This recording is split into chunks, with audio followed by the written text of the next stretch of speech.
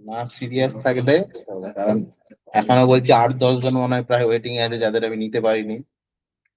সবই তো সোম বৃহস্পতি, হাই স্কুলের গুলো তো মনে হয় সবই সোম বৃহস্পতিতে পড়বে। আমি কতজন পড়বি ওখানে বসবি?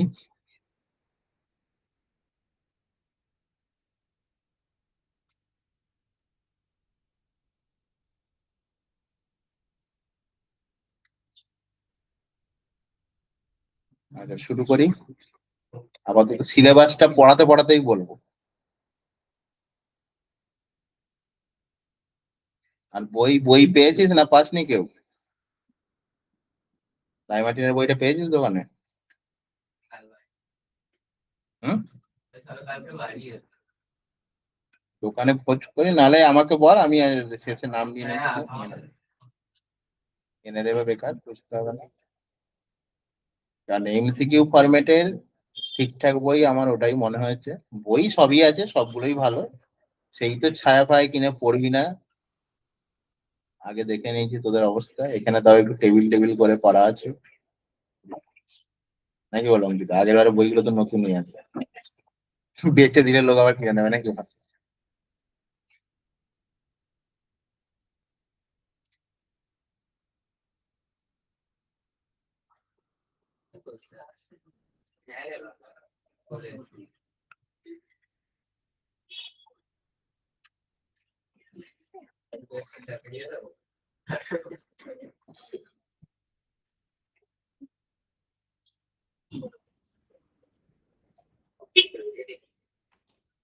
রাত আজ দেরি কেন? পড়াবে কাজে নেই এখন? ঠিক আছে, অঙ্কগুলো করে এনেছিস? মহাকর্ষ তো পড়িয়ে দিয়েছে, কঠিন অর্থ কথা না। দু একটা একটু হয়তো গন্ডগোল হতে পারে, দু একজন।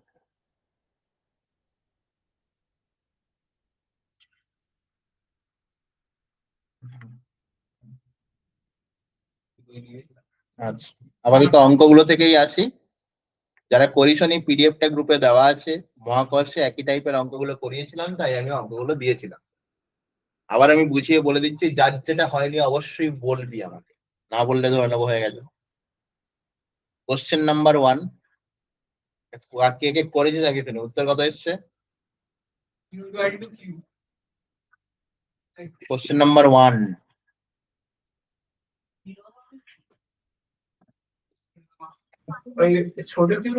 বরং বলি এই কোশ্চেনটা আগে বলে দিই। কোশ্চেনটা নিটে এসেছিল, এই কোশ্চেনটা এইচএসে দুবার রিপিট হয়েছে।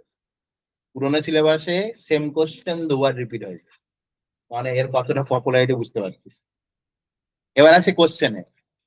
দেখ, কুলম্বের সূত্র আমি পরে পড়বো, সেটা ভেঙে ভেঙে পড়বো, কিন্তু ক্লাস 10এও কুলম্বের সূত্র আমরা পড়েছিলাম, তাই তো?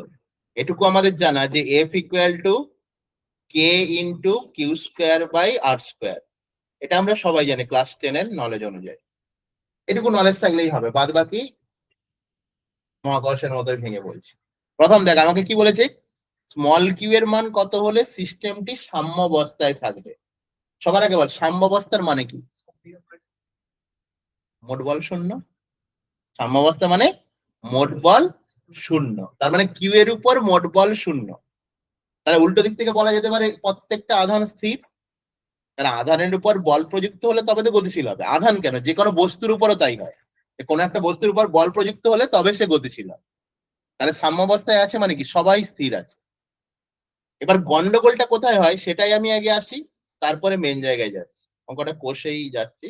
তোরা খাতায় লিখে ফেল, আমি করিসনি অসুবিধা নেই, প্রথম দিন ক্লাস, ধীরে সুস্থে হবে। আমাদের হাতে 6 মাস আছে, কোনো তাড়া নেই এবার। তাড়া তো ছিল সেকেন্ড সেমিস্টার।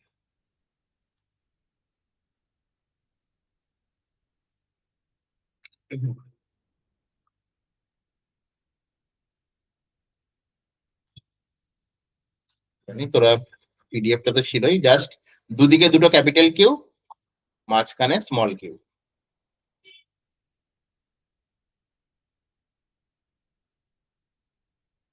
প্রথম সমস্যাতে আছি, তাহলে আমরা কি করি, যার উপরে বল প্রয়োগ করার কথা বলে তার উপরেই আমরা বলটা দেখি। মহাকর্ষ পড়া থেকেও বলেছিলাম দুটো জিনিস মনে রাখবি। একটা হচ্ছে সোর্স চার্জ, ওখানে মাস দিয়ে বলেছিলাম, মনে করে দেয়। আরেকটা হচ্ছে টেস্ট। যারা শুনিসনি আগে তাদের জন্য আমি বলছি, একটা সোর্স একটা টেস্ট, এই দুটো কিন্তু আগে আমাকে জানতে হবে। সেই উদাহরণ দিয়েছিলাম মনে করে দেখ, তুই কাউকে বাড়ি ভাড়া দিলি, 2 বছর পর সে কখনো তোকে বাড়ি থেকে বের করে দিতে পারে?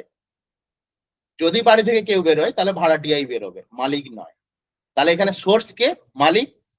আর টেস্ট কে? ভাড়াটিয়া। কে টেস্ট? যার উপরে বল প্রয়োগ হচ্ছে সে টেস্ট।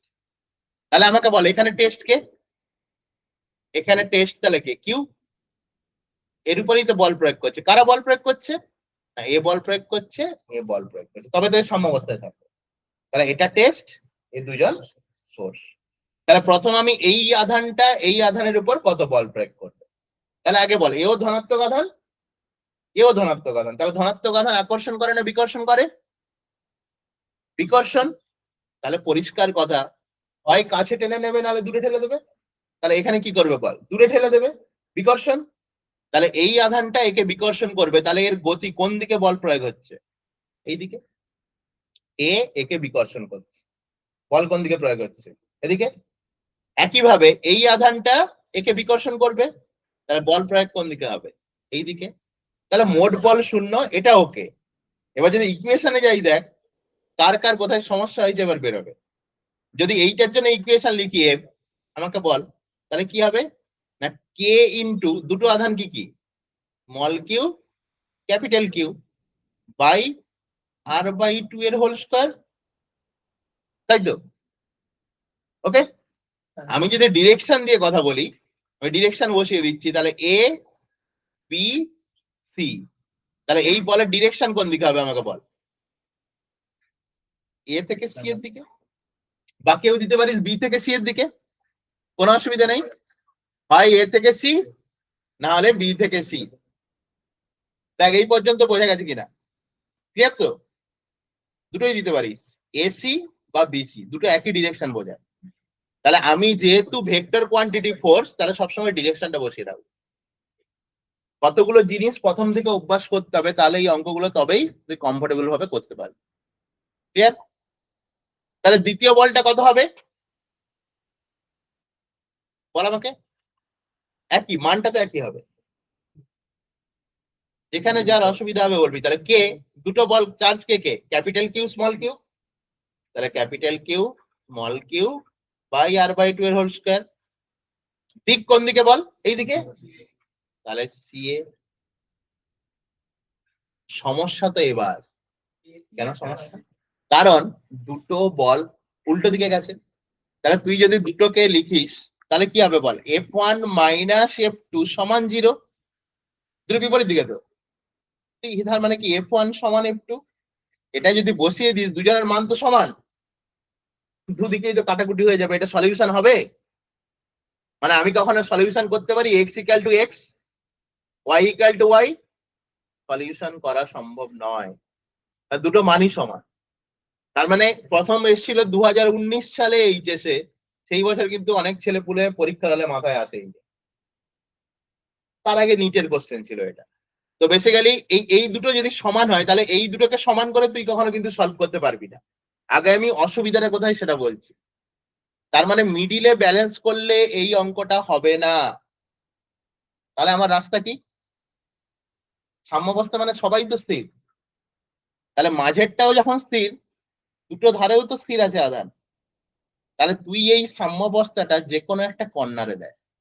তাহলে আমি এবার কি দেখবো, এই ক্যাপিটাল কিউ এর উপর স্মল কিউ কত বল প্রয়োগ করছে, এই ক্যাপিটাল কিউ এর উপর এই ক্যাপিটাল কিউ কত বল প্রয়োগ করছে, সেটাও তো দেখা যায়, কোনো অসুবিধা নেই। তাহলে আমাকে বল এবার এমসিকিউ তুই এত ভেঙে লিখবি না, জিনিসটা তো বুঝতে হবে।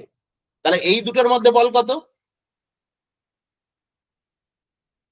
একই স্ট্রাকচার, তাহলে কে ক্যাপিটাল কিউ স্মল কিউ, এটা তো আগেই লিখেছিলাম আমরা, আর বাই 2 এর হোল স্কয়ার। বলের ডাইরেকশন কোন দিকে?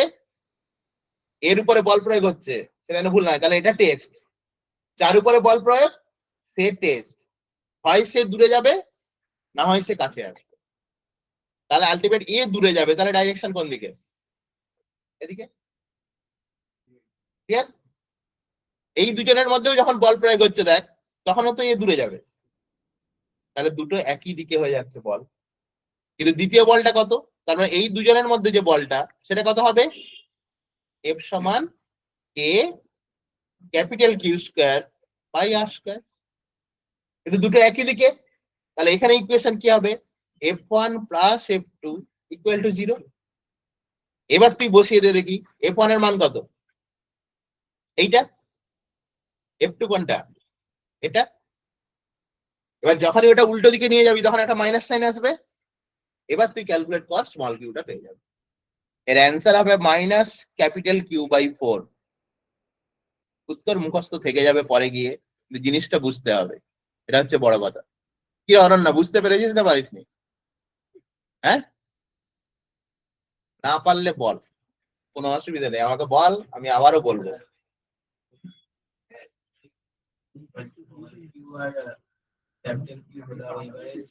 হ্যাঁ, আমি এইটার উপর তিনজন তো আছে, তাহলে একজনের উপর বল প্রয়োগ মানে বাকি দুজন করবে। তাহলে একবার আমি এদের মধ্যে বল প্রয়োগ দেখছি, একবার এদের মধ্যে বল প্রয়োগ দেখছি, এই তো ব্যাপার। কেউ তো আর নিজে নিজের উপর বল প্রয়োগ করতে পারে না। তিনজন আছে মানে কি, আমি যে কোনোর উপর একজনের উপর বল প্রয়োগ দেখছি মানে কি বাকি দুজন বল প্রয়োগ করবে, এই তো লজিক। তাহলে আমি ক্যাপিটাল কিউ এর উপর একবার দেখলাম স্মল কিউ, একবার দেখলাম ক্যাপিটাল কিউ।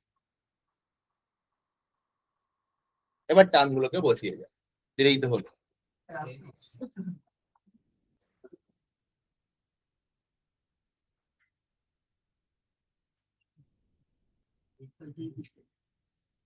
তোরা শুধু এইভাবেই লিখবি, প্রথমেরটা তো লেখার দরকার নেই, অসুবিধাটা বললাম।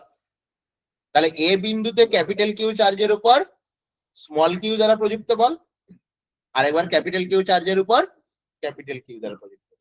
এবার দুটো একই দিকে যাচ্ছে মানে তুই তো যোগ করলি, এসে তো মাইনাস কিউ বাই 4, মিলে না আসেনি? এবার পারবি নিশ্চয়ই, জিরো নয় কিউও নয়, তাহলে আকাশ পাতার অঙ্কটা ভুল হয়ে গেছে। এবার বোঝা গেছে তো? সৌমদ্বীপ, আর কামাই ফামাই হবে না তো? করবি তো ঠিকঠাক নাকি? ওকে, এমসিকিউ যখন প্র্যাকটিস করবি এই কোশ্চেনটা পাবি। আমি এগুলো দিয়েছিলাম বলে একটু আগে করিয়ে নিচ্ছি, কুলম্বের সূত্রটা তো জানা যেত, তারপরে আবার প্রথম থেকে শুরু করবো। কয়েকটা বলে দিই, তাহলে যখন করিসনি বাকিগুলো আবার বাড়িতে ট্রাই করতে পারবি। এটা হয়েছে।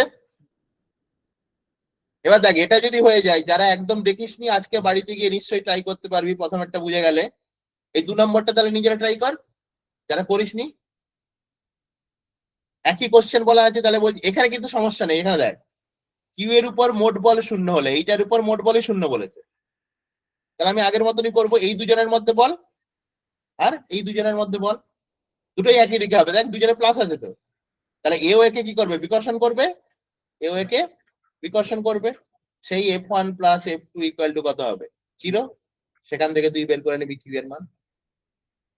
হ্যাঁ, এইটা মাইনাস কিউ হবে। কারণ আজ সকালে আমি স্বাগত থেকে অঙ্কগুলো করিয়েছি, উত্তরগুলো মনে আছে। তাহলে ক্যাপিটাল কিউ সমান মাইনাস স্মল কিউ, সেকেন্ডটার উত্তর। তাহলে সেকেন্ডটা এবার বাড়িতে ট্রাই করবি, পিডিএফ গ্রুপেই দেওয়া আছে, যারা পরে টুকটাক অ্যাড হয়েছিস তারা আরেকবার বলবি, আমি দিয়ে দেবো, বা বাকি কারোর কাছ থেকে নিয়ে নিবি।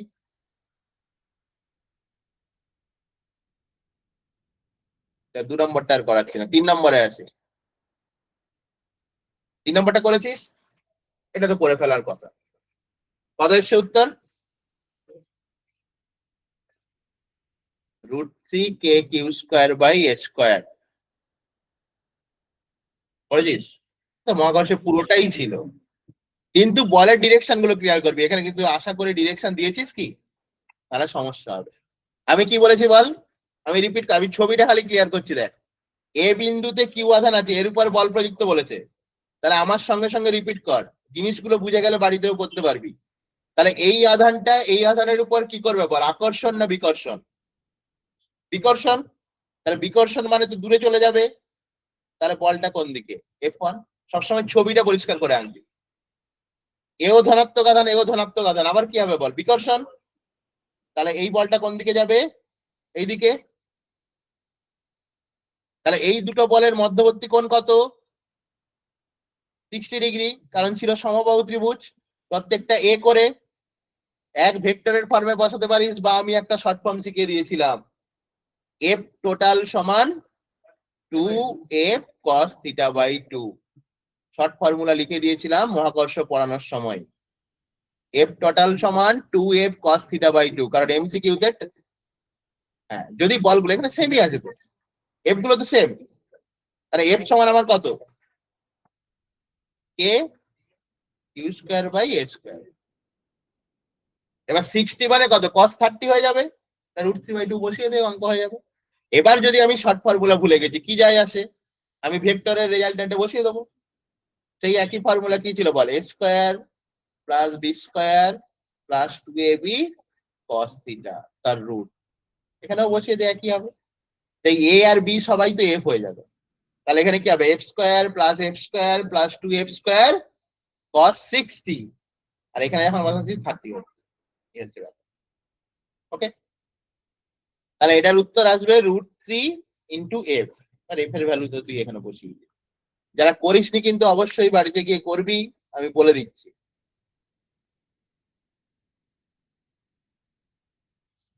এবার এইটা কার কত এসছে বল,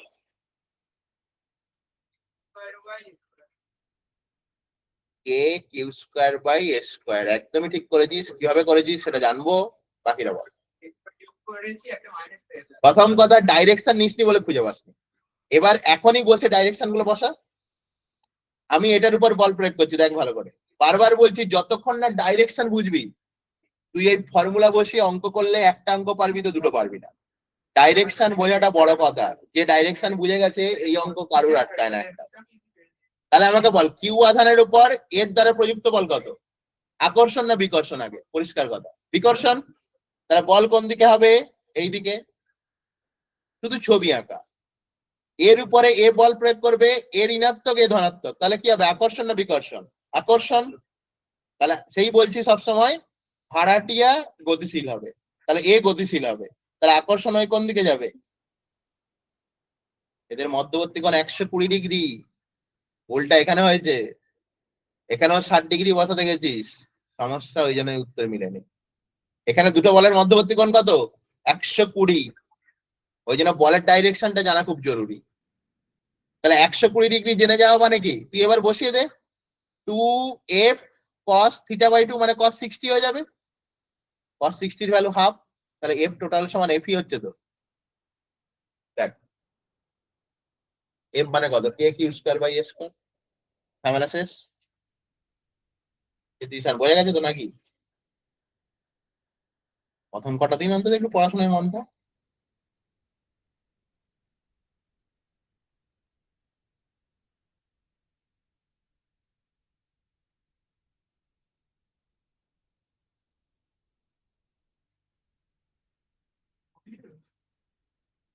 এগুলো গ্রুপ দিলে তোরা দেখতে হবে। জুনাইদের কি খবরে, ওগুলো অনলাইন করবো। কেন অনলাইন কেন, ওর কি হয়েছে, এখনো পার্টি খায়নি? না, সময় টাইম নাই। তিতলি তো বললো তো অসুবিধা আছে, কালকে ওকেশন আছে, কি ওকেশন?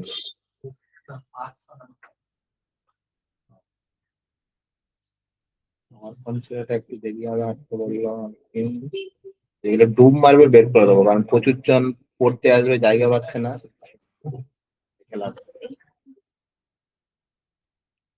মাছটা বিকোতে গেল,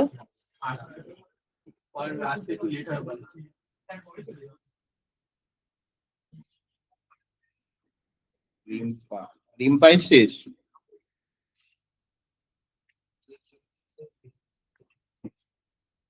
সৃষ্টি মন্ডল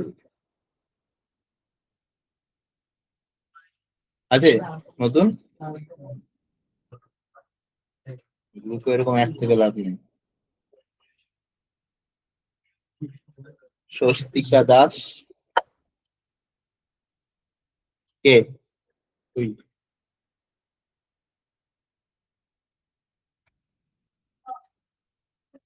ত্রিদীপ্ত এসছিস, সৃষ্টি মন্ডল আচ্ছে না, তুই গ্রুপে অ্যাড আছিস, নাম কি?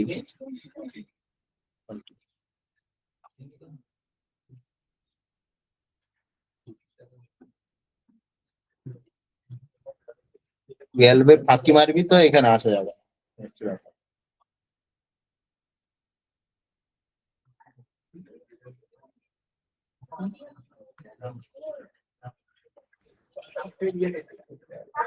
যদি রেগুলার আছিস তোরা, সে যাই কর, শেষ পর্যন্ত গালাগালি খেয়ে যদি টিকে যাস, নাম্বার মাথায় থাম, ঠিক আছে?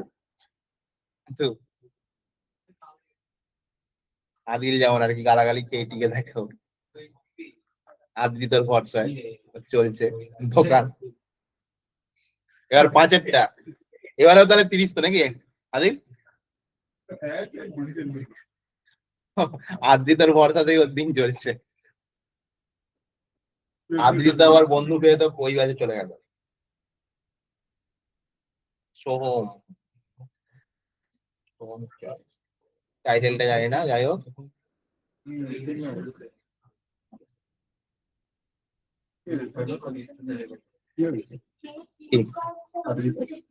ওই বেঁচে গেছে, বলছে আদিল খুব ডিস্টার্ব করে। হ্যাঁ হ্যাঁ, বল বল।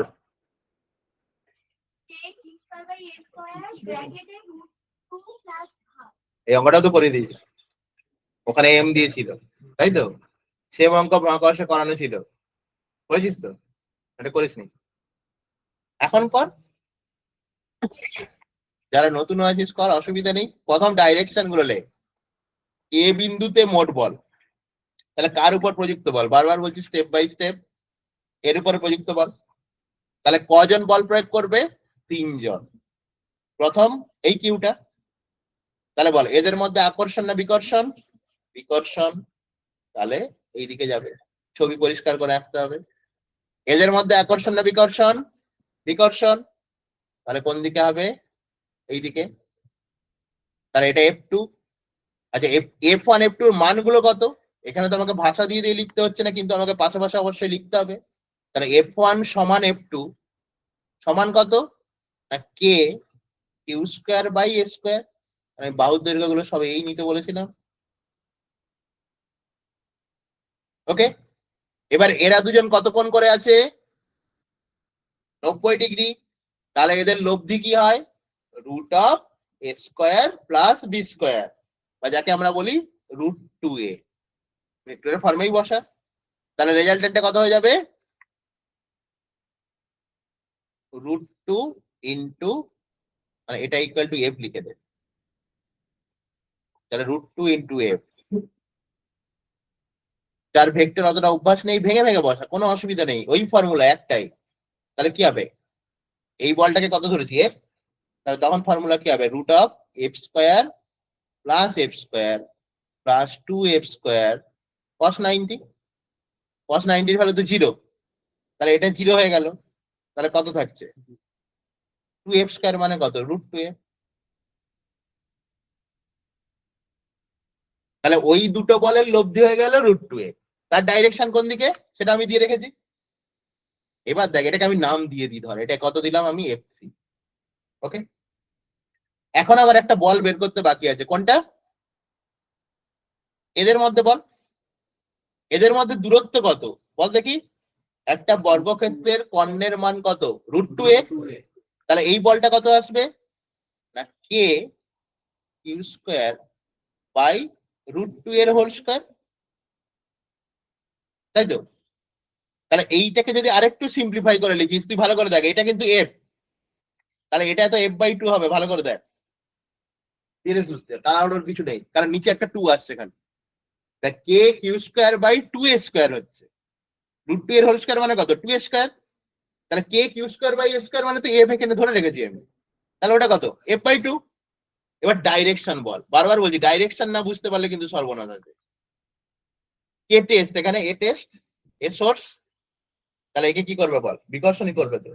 তাহলে বিকর্ষণ করে দেওয়া মানে কি? এইদিকেই তো চলে যাবে, দুজন একই পথের প্রতীক, যোগ হয়ে যাবে। তাহলে F3 এর মান কত এসেছিল? এইটা। আর F4, এটাকে যদি আমি F4 লিখি, এটাকে কত দিচ্ছি আমি নাম? F4। তাহলে দুজন যোগ হয়ে গেল। এবার তুই যোগ করে বসিয়ে দে না, মহাকর্ষে একদম সেম অঙ্ক করিয়েছিলাম। তাহলে কত আসবে? √2 প্লাস এমসিকিউ যখন করবো আমি তোকে ভেঙে ভেঙে দেখাচ্ছি, এমসিকিউ যখন করবো একটু স্ট্রাকচারে মাথায় রাখতে হবে, কিছু করার নেই। তাহলে 4 কোণে 4টে আধান আছে, √2 + ½ × f, বাহুর দৈর্ঘ্য দেওয়া থাকবে, বসিয়ে দেবো। কারণ 35টা, এটা কিন্তু ভাবতেই হবে বোর্ড কতটা কি করবে জানি না। আগের বারে কিন্তু টাইমের সমস্যা মারাত্মক হয়েছিল থার্ড সেমিস্টার। 35টা এমসিকিউ 1 ঘন্টা মানে খুবই চাপের ব্যাপার। সুতরাং তুই যদি একটু প্র্যাকটিসে না থাকিস, একটু শর্টকাট না জানিস, 35টা করতে পারবি। আগের বারে ফিজিক্স আর ম্যাথে অসুবিধা হয়েছিল ভালো রকম। ওর এবারে টাইমটা ব্যালেন্স করবে কিনা জানি না, তাহলে কিন্তু মুশকিল হবে। কারণ আমরা তো আর নিট জয়েন দিতে যাচ্ছি না, বোর্ডের স্টুডেন্ট। নিটে 45টা কোশ্চেন, তাও ঘন্টাখানেক লেগেই যায়। এখানে 35টা কোশ্চেন ঘন্টাখানেক একটা বোর্ডের স্টুডেন্টকে দেওয়া মানে সেটা চাপেরই ব্যাপার।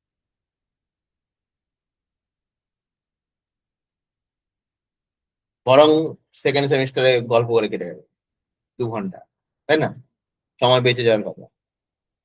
আর এই টুকতে তো আধ ঘন্টা লাগে, বাকি সময় তো বলছি তুই। আর নামটাও ঠিকঠাক দিয়েছিলি, হ্যাঁ? ওই যেমন তমজিৎ প্রথমে, হ্যাঁ স্যার দারুণ পরীক্ষা হয়ে গেছে, তড়িৎ ছিল তো আমার পাশে, ঠিক আছে। তাও মোটামুটি পাশে কে ছিল আগে বলে দিচ্ছে।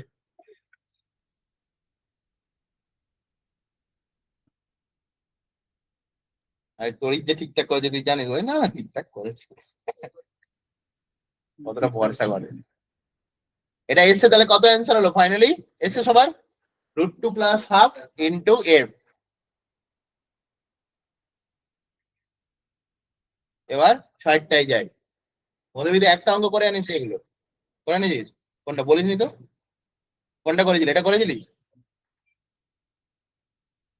এইটা, ওই যেটা আমি এখন ধরবো সেটাই তুই করবি।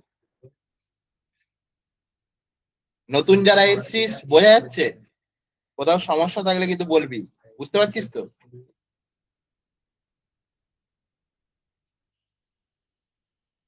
সমস্যা থাকলে বলবি, কোনো অসুবিধা নেই। আমাকে 10 বার জিজ্ঞেস করলেও আমি বলবো, কিন্তু হ্যাঁ বলার পরে যদি জিজ্ঞেস করি না বলতে পারিস, তখন ঝাড় খাবি। এটা অঙ্কিতা খায়। নেক্সট 6টা।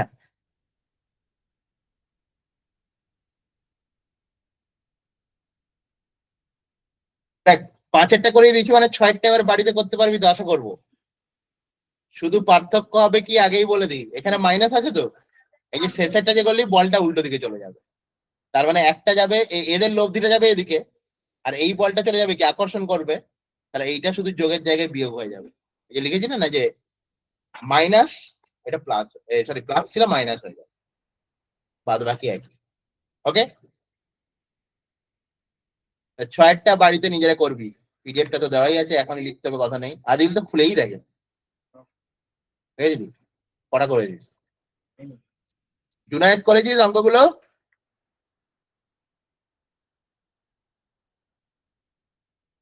কি রে জুনায়েদ, তুই আছিস নাকি খালি জয়েন হয়ে বসে আছিস? না স্যার আছি স্যার। মাইকটা করে- খুলছিল নি, ফোন করছিল বলে একজন। অঙ্কগুলো স্যার করেছিস? না স্যার, করা হয়নি। কেন? স্যার করে নেবো আজকে থেকে। না, সে করে নিবি আমি জানি। ব্যাপারটা তোর যতদিন না পাটা ঠিক হচ্ছে, তুই বেঁচে থাকবি। যেদিন পা ঠিক হয়ে প্রথম আসবি, আবার তোর পাটা আমি ভেঙে দেবো।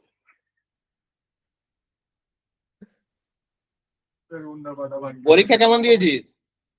স্যার মোটামুটি হয়েছে, হ্যাঁ, মোটামুটি হয়েছে।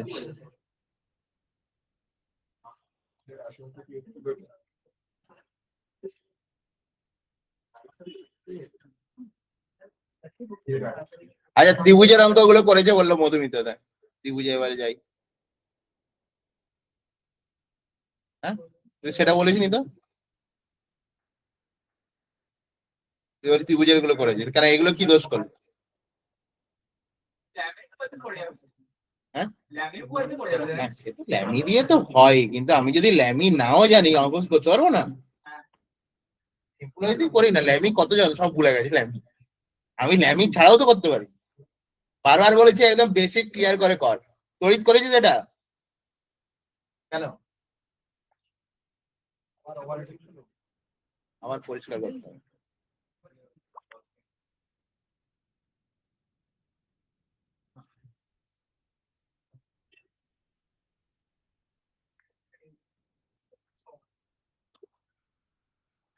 আচ্ছা, এটা যখন ক্যালকুলেট করব, এদিকে দেখ ভালো করে, তার মানে পরিষ্কার কথা একই রকম, আমাকে এই বিন্দুতে বলেছে। ওকে, ডিস্টেন্স গুলো তো আমি বের করে নিতেই পারি, আগে ডিস্টেন্সটাই করে নিই। তাহলে A O equal to O B equal to O C, এই ডিস্টেন্সটা কত হবে? জ্যামিতিতে করেছি আমরা অন্তত।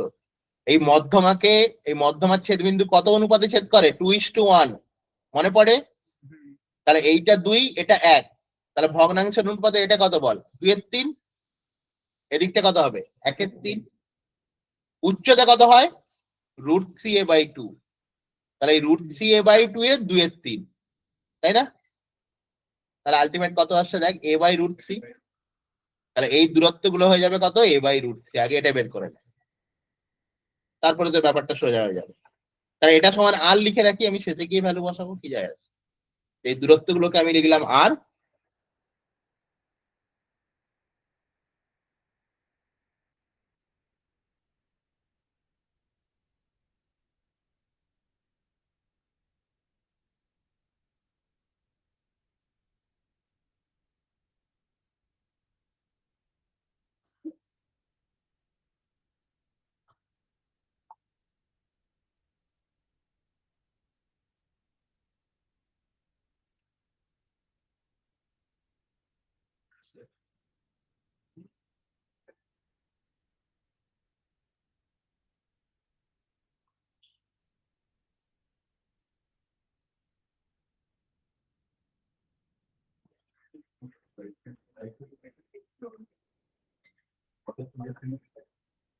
আদির আবার কথা বলছিস তুই, কথা তুই বলবি তাই তো। আচ্ছা, এবার ডাইরেকশনে আয়। তাহলে এটা প্লাস এটা মাইনাস, দেখ এটা কিন্তু মাইনাস ছিল, তাহলে কি হবে? আকর্ষণ হবে। তাহলে এই বলটা কোন দিকে কাজ করবে বল? এইদিকে। এদের মধ্যে বল কোন দিকে কাজ করবে? এইদিকে। এদের মধ্যবর্তী কোণ কত? 120। একটু আগেই করে এসেছি, 120 ডিগ্রি কোণ থাকলে বলের লব্ধিটা সমান হয়, মানটা একই হয়। এখানে আর ক্যালকুলেট করছি না, আমি করে এসেছি যেহেতু। তাহলে এইগুলো যদি এফ হয় বল, এটা এফ এটা এফ, তাহলে এদের লব্ধিটাও কত হবে? এফ। এদের মধ্যে বল কোন দিকে কাজ করবে? এটা মাইনাস এটা প্লাস, আকর্ষণ হবে তো। তাহলে বলটা কোন দিকে যাবে? কেটে যাবে তো, এটাও তো এফ, কেটে গিয়ে কত হবে? 0। এটার উত্তর হবে 0। মোট বল 0। এটাও খুব ইম্পর্টেন্ট কোশ্চেন।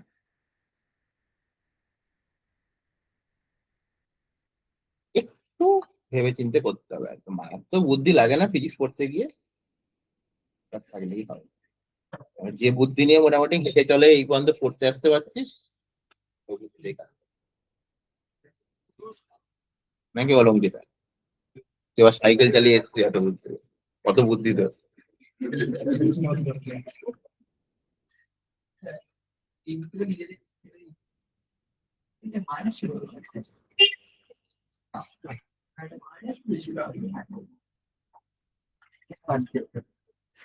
কি মাইনাস ছিল রে? ওই জন্য করতে পারিস নি?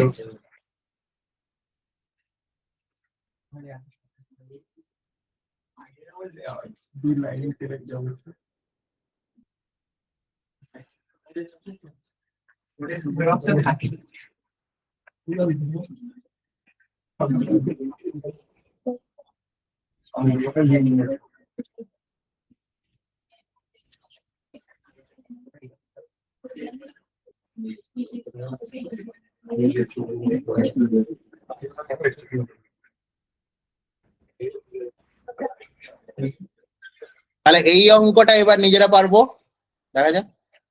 নিশ্চয়ই বাড়িতে ট্রাই করতে পারবো। একই রকম কেন্দ্রে বলেছে। এখানে দূরত্বটা কত হবে? এ তো আরো সোজা। টোটাল কত? √2a, তাকে 2 দিয়ে ভাগ করে দিবি, তাহলে প্রত্যেকটা a/√2 হয়ে যাবে। হ্যাঁ,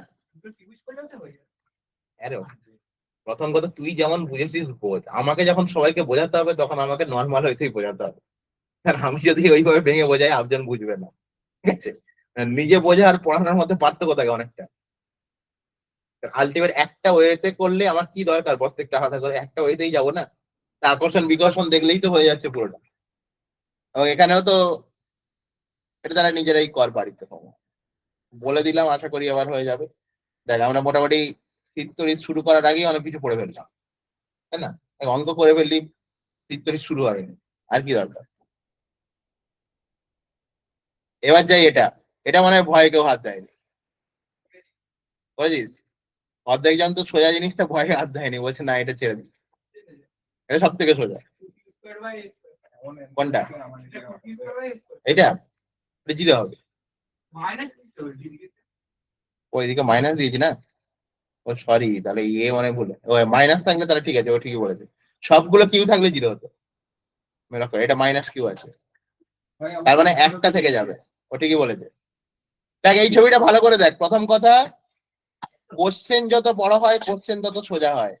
ম্যাক্সিমাম ছেলে বলে কি আছে, এটা দিয়ে দিলেও বলবে এই তো অ্যাডভান্সের কোশ্চেন দিয়ে দিচ্ছে পড়ছে, দিয়ে দেবি, ছেড়ে দিয়ে পালিয়ে এসছে। এটাই হয়, মানে বড় কোশ্চেন দেখেই আমাদের মাথায় প্রথম আছে কি অ্যাডভান্স। জীবনে অ্যাডভান্সের কোশ্চেন খুলে দেখিনি কি আছে, অথচ দেখবি কোনো একটা মোটামুটি একটু বড় সড়ো কোশ্চেন তো অ্যাডভান্সের কোশ্চেন, অথচ জীবনে অ্যাডভান্সের কোশ্চেন খুলে দেখেনি কি কোশ্চেন আছে, নাকি বল? দেখেছি অ্যাডভান্সের।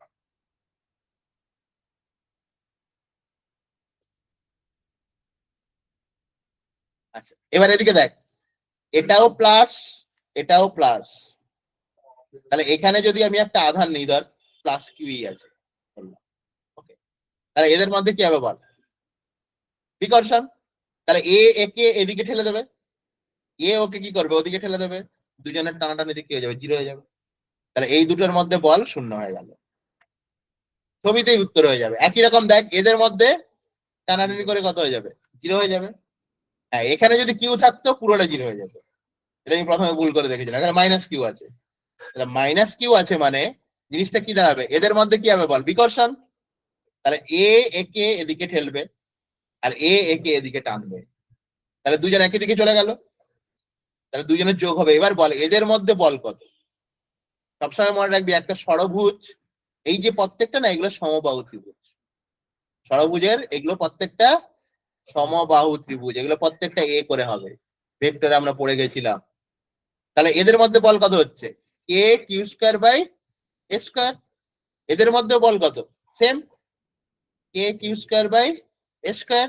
তাহলে মোট বল কত হয়ে যাবে, 2k কিউ স্কয়ার বাই হয়ে গেল রেজাল্ট।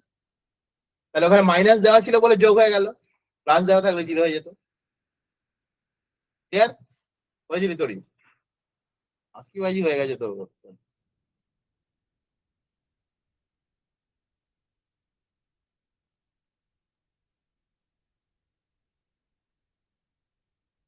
এই এই এই হিসাবে কিন্তু আর ফাঁকি দেওয়া যাবে না, তোর নামেই পুরো চ্যাপ্টার কিন্তু, হ্যাঁ, নাহলে বেকার।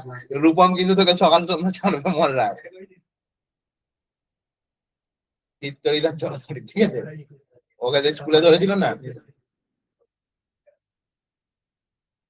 বল এটা তাহলে কি হবে, ফোর। তাহলে এটা এটা যখন বুঝতে পেরেছি, এটা পারবি তো এবার, এখানে সবগুলো কিন্তু অ্যাড হয়ে যাবে ভালো করে দেখলে, কারণ প্রত্যেকটা একই দিকে যাচ্ছে। এদের মধ্যে কি হবে বল, এ কে এখানে যদি আমি কিউ ধরি, এ কে দূরে ঠেলে দেবে, কাছে টানবে, তাহলে মোট বলটা কোন দিকে যাবে, এইদিকে।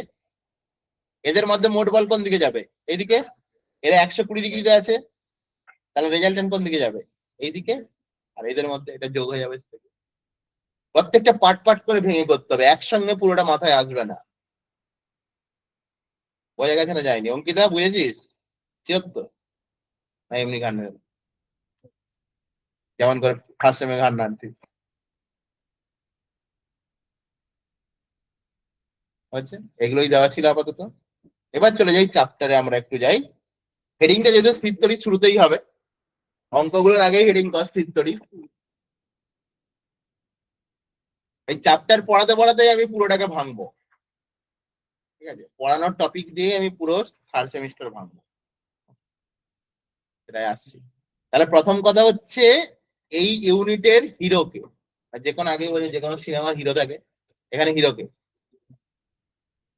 আধান, এখানে হিরোকে আধান, মানে এবার আধান বলতে কি ইলেকট্রন। তাহলে যে কোনো সিনেমার মোটামুটি এখানে একজনই হিরো, একজনই ভিলেন, একজনই নায়ক, একজনই নায়িকা, সবাই একজন, শুধু ইলেকট্রন আছে আর কিছু নেই। তাহলে পুরো থার্ড সেমিস্টার শুধু একটা ইলেকট্রন নিয়েই থার্ড সেমিস্টার কেটে যাবে। না একটা ইলেকট্রনের জন্য কত কিছু ঘটতে পারে সেটাই দেখতে পাবি টোটাল থার্ড সেমিস্টার। আমি আগেই বলেছিলাম ক্লাস 10 এর চলতরিৎ ওই 12 পাতার যে চ্যাপ্টারটা ছিল, ওই 12 পাতার চ্যাপ্টারটাই হচ্ছে পুরো থার্ড সেমিস্টার। এটা মাথায় ঢুকিয়ে নে। সুতরাং প্রথম লেখ আধান কি। আধান কি এমসিকিউ থাকলেও বারবার বলেছি থিওরি ভালো করে পড়তে হবে, কারণ অ্যাসাসান ইঞ্জিনিয়ারিং এর আলো মার খাবি। আধান কি এটা আদিল বলবো, এটা ক্লাস 10 এর জিনিস। আধান কি?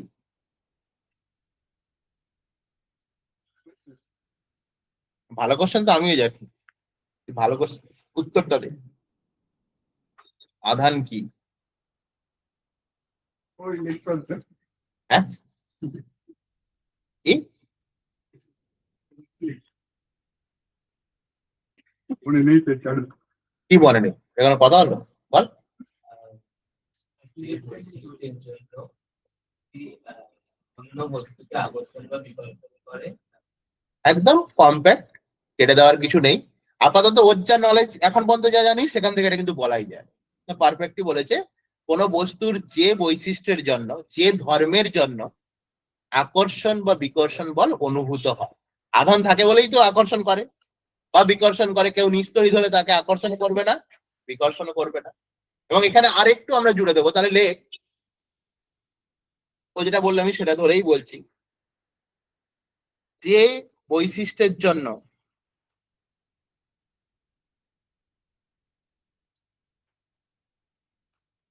কোন বস্তু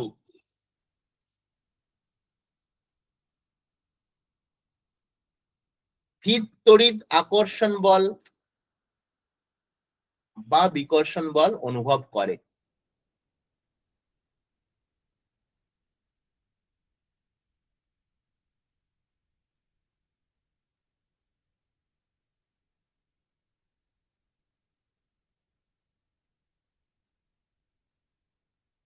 এবং তড়িৎ ক্ষেত্র ও চৌম্বক ক্ষেত্র দ্বারা বিক্ষিপ্ত হয়। তড়িৎ ক্ষেত্র ও চৌম্বক ক্ষেত্র দ্বারা বিক্ষিপ্ত হয়। টার্মগুলো আস্তে আস্তে আসবে, কিন্তু গল্পের ছলেই পড়াচ্ছি, শুধু একটু শোন। আর আগেই বলেছি এবছর থেকে প্রত্যেকটা ক্লাস আমি রেকর্ডিং দিয়ে দেবো। রিক্যাপ করার সময় এই ক্লাসটাও রেকর্ডিং হচ্ছে অলরেডি। প্রত্যেকটা ক্লাস রেকর্ডিং দেওয়া থাকবে, পরে যখন রিভাইজ করবি তখন আবার রেকর্ডিং ক্লাস দেখে করে নিতে পারবি, কোনো অসুবিধা নেই। কারণ এটা একটা সমস্যা হয়, যা কথা বলি সব তো আর মনে থাকে না। তড়িৎ ক্ষেত্রকে আমরা ই দ্বারা ডিনোট করব, চৌম্বক ক্ষেত্রকে বি দ্বারা ডিনোট করব। আগেই ডিনোট সাইনটা জেনে নি। তড়িৎ ক্ষেত্রকে ই দ্বারা ডিনোট করব, ওকে, কারণ ইংলিশ আছে ইলেকট্রিক ফিল্ড। এবার তুই বলবি ওটা ম্যাগনেটিক ফিল্ড, কেন বি লেখা হলো? বি দ্বারাই ডিনোট করা হয়, তো বি লিখছি আমরা। এবার আসি খুব কমন সেন্স, মানে আগেই বলছি বইয়ে দেখবি বা ম্যাক্সিমাম টিচার আমি বলছি দেখবি স্থির তড়িৎ শুরু করে কি প্রথমেই কুলম্বের সূত্র।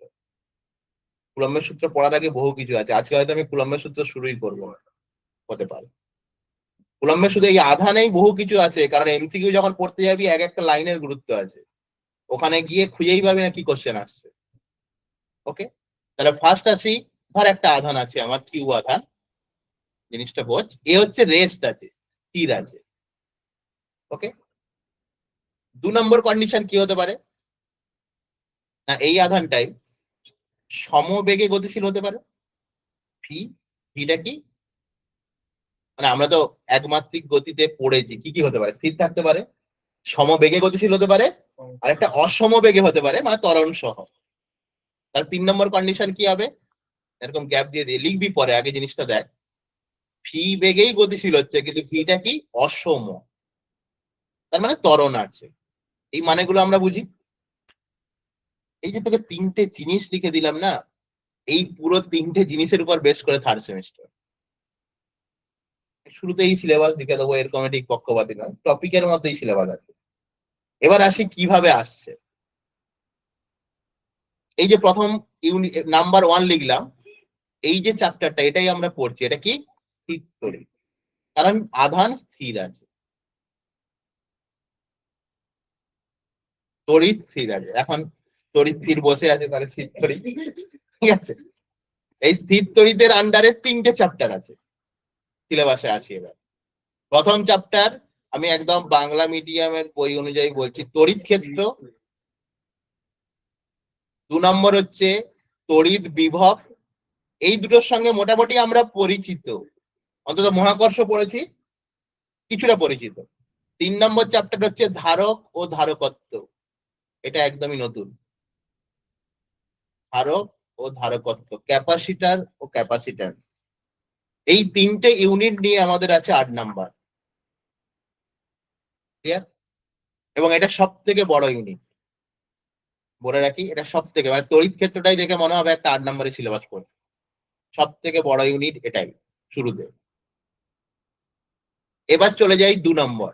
আচ্ছা, খুব লজিক্যালি বল, মানে একটা ধর বাচ্চা জন্মগ্রহণ করলো, জন্মগ্রহণ করেই হাঁটতে শিখে যায়, ঠিক না? তাহলে প্রথম কি করে? শুয়ে পড়ে হাত পা নাড়ায়, যা স্থির থাকে, মানে সেটাই স্থির তড়িৎ। এরপরে কিছুদিন পরে কি হলো, অন্নপ্রাশন টাশন হয়ে গেলে মোটামুটি হাঁটা চলা শুরু করে। তাহলে হাঁটা চলা যখন শুরু করলো, তাহলে তড়িৎ হাঁটতে শুরু করলো, তা কি করবো আমরা? চলা তড়িৎ। তড়িৎ মানেই শুধু ওকে ভাবছিস কেন? ও বেচারা লজ্জা পেয়ে যাচ্ছে।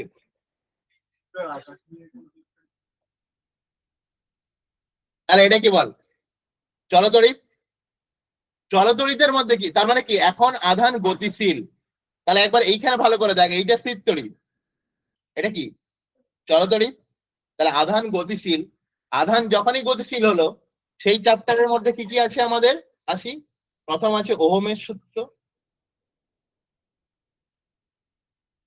মেন দুটো। 2 নম্বর হচ্ছে কারশফের সূত্র, কারশফের সূত্র বা কিরচফের সূত্র লোক বলে। সার্কিট তৈরি করতে হবে, সার্কিট সলভ করতে হবে। মেনলি এই দুটো চ্যাপ্টার, এই দুটো চ্যাপ্টার নিয়ে 8 নাম্বার এই ইউনিট। ওকে, তাহলে স্থির তড়িৎ গেল, চলতড়িৎ গেল। খুব লজিক্যালি আমার কথাগুলো শোন। এবার যখনই একটা বাচ্চা হাঁটা চলা শুরু করে, তখন কি হয়, কি ঘটবে? তখন কি করবে? দেখবি হাঁটতে হাঁটতে গিয়ে এই ফুলদানিটা টেনে ফেলে দিল, এটা ভেঙে দিল, ওটা ছুড়ে দিল, করে তো ক্ষতি। তাহলে যখনই আধান গতিশীল হলো, তখন তার এফেক্ট আসবে। তার এফেক্টটি কিন্তু ক্লাস 10-এ পড়েছিলাম, আবার মনে করে দেখ, ওরস্টেডের পরীক্ষা। ওরস্টেড কি বলেছিল? যখন একটা তার দিয়ে কারেন্ট যায়, তখন চুম্বক ক্ষেত্রের সৃষ্টি হয়। তাহলে 3 নম্বর চ্যাপ্টার হচ্ছে চুম্বক ক্ষেত্র। খুব লজিক্যালি চ্যাপ্টার গুলো, আমরা তো চ্যাপ্টারের মানেই বুঝি না, 4টে ফর্মুলা পড়ে ভালোই ফিজিক্স হয়ে গেল। তা 3 নম্বর ইউনিট কি? চৌম্বক ক্ষেত্র। কখন সৃষ্টি হলো? যখন আধান গতিশীল হলো। আধান যখন গতিশীল হয়েছে, তখনই এলো কি? চুম্বক ক্ষেত্র। চ্যাপ্টারের নাম হচ্ছে তড়িৎ চুম্বকত্ব।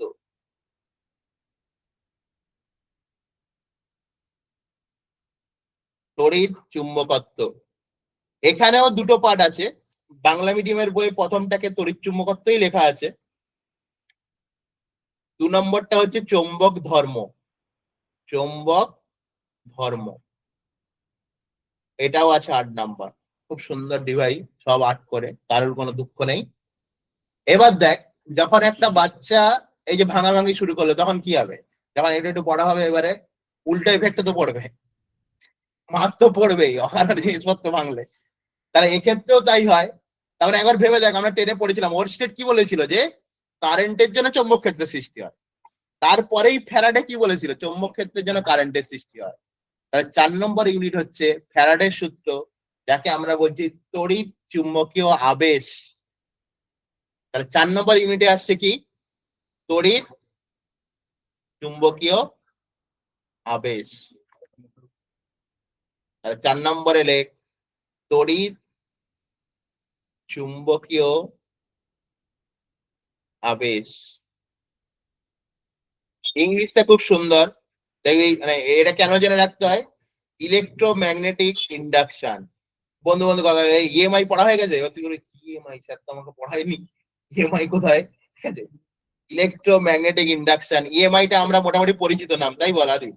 এখনকার ম্যাক্সিমাম মানুষের জীবন ইএমআই দিয়েই চলছে, ঠিক আছে? মানে জীবনের স্ট্যাটাসটা মেনটেন করতে হয় ধার দেনা করে হোক, মানে মানুষের জীবন কিন্তু ইএমআই এর উপরে নির্ভরশীল। এরই সেকেন্ড ইউনিট হচ্ছে এসি কারেন্ট। এসি কারেন্ট বলে একটা পরে ইউনিট আছে, এটা একটু মজাদার নাম। মানে এই যেমন আমরা বলি না, এই ক্রিকেট খেলাতে বেশি কথাটা বলি, এই ক্যাচটা ধর, ক্যাচটা ধর, আরে ক্যাচ মানেই তো ধরা। কিন্তু উচ্চারণটা ভুল করি, কিন্তু ওটাই আমরা অভ্যস্ত, ক্যাশটা ধর। সেরকমই এসি মানে হচ্ছে অল্টারনেটিং কারেন্ট, শুধু এসি বললেই হয়, তবু আমরা বলি এসি কারেন্ট, বইতেও লেখা আছে এসি কারেন্ট, মানে ওই আর কি ডবল করে রিপিট হয়। তাহলে এসি কারেন্ট বলে একটা ইউনিট, এই দুটো নিয়েও আছে কত আমার 8 নাম্বার। তাহলে কত হলো 8 4 32। লাস্ট ইউনিট আছে তড়িৎ চুম্বকীয় তরঙ্গ, ইলেকট্রোম্যাগনেটিক ওয়েভ। শেষ পর্যন্ত তড়িৎ আছে, কোনো ব্যাপার নেই। এটা আছে 3, তাহলে 35 নাম্বার হলো। তাহলে বুঝতেই পারছিস ইলেকট্রন সবাই আছে, ইলেকট্রন ছাড়া কিছু নেই ফার্স্ট সেমিস্টার। আচ্ছা এই ডিভিশনে এবারে আসি, আমি যেটা পড়াতে গেছিলাম, মানে কোশ্চেন তো আর সিলেবাস থেকে আসবে না, আমি সিলেবাস আর পড়ার জায়গাটাকে মেলাতে চাইছি। তাহলে আমাকে বল, এই যে জায়গাটা আমি প্রথম আধান স্থির আছে, তাহলে আধান স্থির থাকলে এখানে লেখ তড়িৎ ক্ষেত্র উপস্থিত থাকবে কিন্তু চৌম্বক ক্ষেত্র অনুপস্থিত। তার মানে আধান যখন স্থির থাকে শুধুমাত্র তড়িৎ ক্ষেত্র থাকে, চৌম্বক ক্ষেত্র কখন আসবে, যখন আধান গতিশীল হবে। তাতে এবার লজিক্যালি ভাবনা, কারেন্ট গেলে তবে চৌম্বক ক্ষেত্রের সৃষ্টি হয়, কারেন্ট যাচ্ছে মানে কি আধান গতিশীল হচ্ছে। তাহলে 1 নম্বর পয়েন্টে লেখ তড়িৎ ক্ষেত্র উপস্থিত কিন্তু চৌম্বক ক্ষেত্র থাকে না। তাহলে স্থির তড়িতের কোন জায়গায় চৌম্বক ক্ষেত্রের কথা বলাই যাবে না, তড়িৎ ক্ষেত্র উপস্থিত কিন্তু চৌম্বক ক্ষেত্র থাকে না।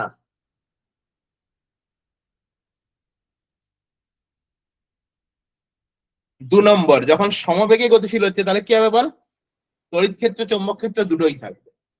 তাহলে 2 নম্বর পয়েন্টে গেলে তড়িৎ ক্ষেত্র চৌম্বক ক্ষেত্র উভয়ই বর্তমান, তড়িৎ ক্ষেত্র চৌম্বক ক্ষেত্র উভয়ই বর্তমান।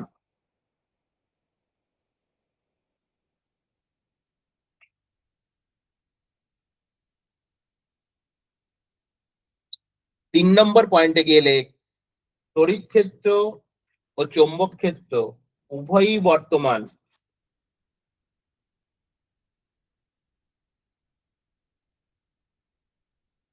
এবং তড়িৎ চুম্বকীয় তরঙ্গের বিকিরণ ঘটে, তড়িৎ চুম্বকীয় তরঙ্গের বিকিরণ ঘটে।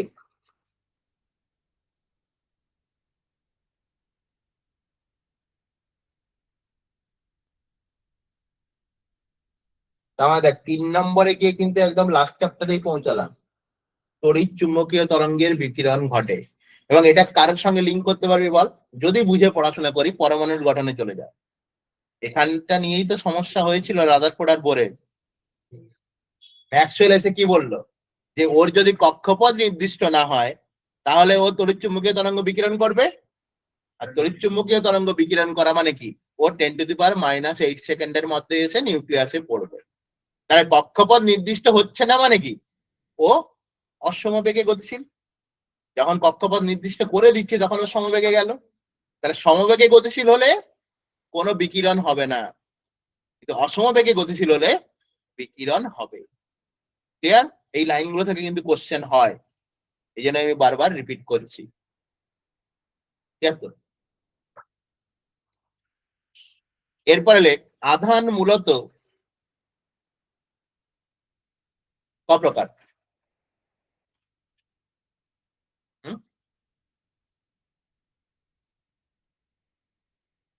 নিস্তরিত আধান হয় না, আধান মূলত 2 প্রকার। তাহলে কি, ধনাত্মক আধান, ঋণাত্মক আধান, মানে ক্যাটায়ন আর অ্যানায়ন। আপনি বল দেখি তাহলে ক্যাটায়ন কারা, কেউ বলবি না কথা। ক্যাটায়ন মাইনাস আর অ্যানায়ন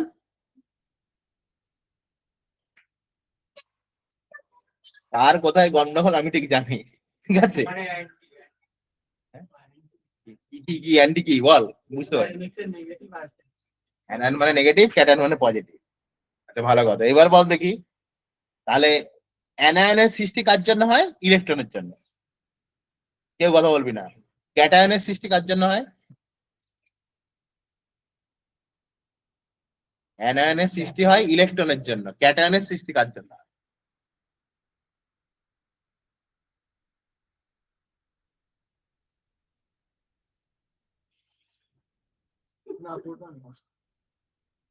সমস্যা কোথায় জানিস তো, ব্যাপারটা হচ্ছে নিচে হচ্ছে সেই কি যেন মাটির দেওয়াল তুলে 3 তলা কংক্রিটের বাড়ি চলছে, ঠিক আছে?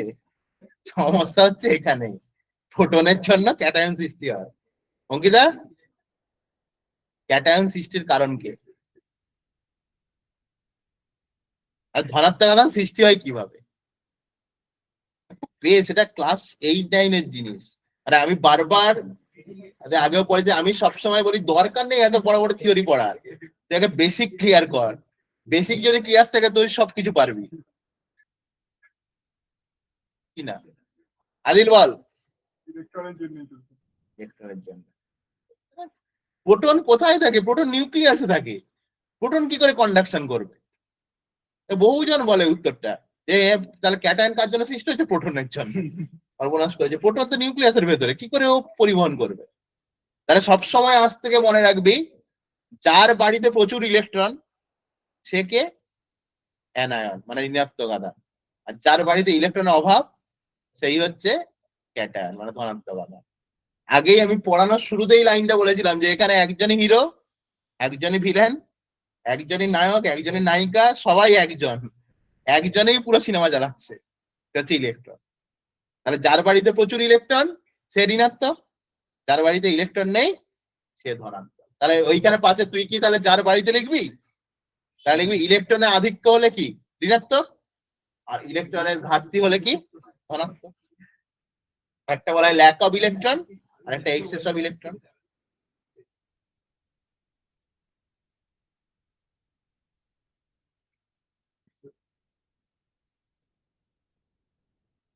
ওকে, এবার একটা ইউনিট সম্পর্কে ধারণা করা যাক নাকি? কেমন কি ইউনিট জানি? সঞ্চারী তাহলে বল। আধানের একক কি? এর থেকে সোজা জিনিস আর কিছু নেই। আধানের এসআই একক। তোকে যেটা জিজ্ঞেস করবো বলবি, তোকে আমি কুলাম বলতে বলেছি। তুই এবার বল আধানের বৃহত্তম একক কি?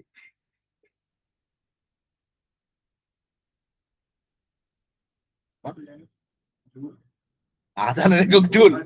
হ্যাঁ, আচ্ছা, সেটা আমি আসছি, সেটা না জানারই কথা। প্রথম কথা হচ্ছে তাহলে লেখ আধানের এসআই একক হচ্ছে কুলম। একদম বাংলা, শুদ্ধ বাংলাতেই লিখবি, আমি সি লিখছি।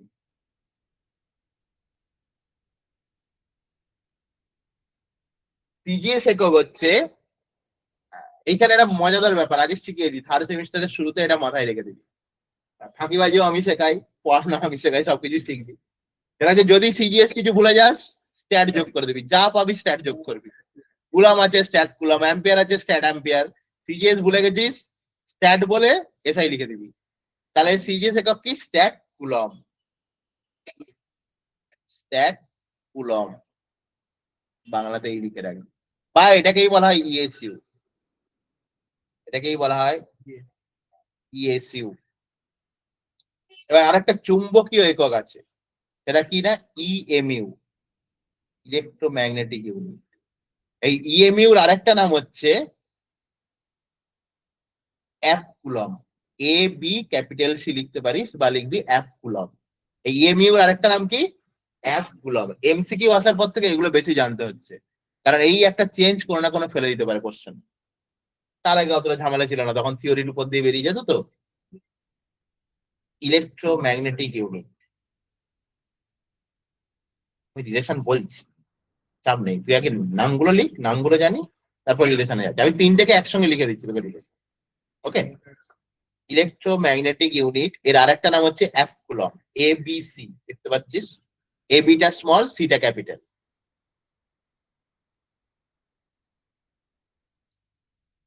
এবার রিলেশনে যাই। 1 coulomb equal to 3 into 10⁹ stat coulomb equal to 1/10 EMU বা অ্যাপ কুলম। এটা একই লাইনে লিখে রাখবি যাতে সহজে মনে থাকে। রিলেশন দিয়ে একটা কোশ্চেন কিন্তু ফেলে দেয়।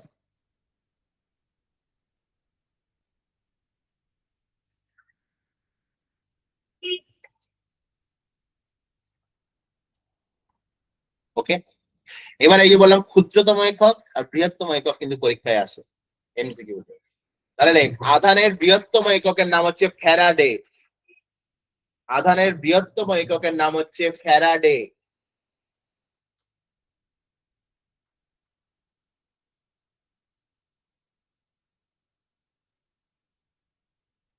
ওয়ান ফ্যারাডে ইকুয়াল টু হয় 96,500 কুলম।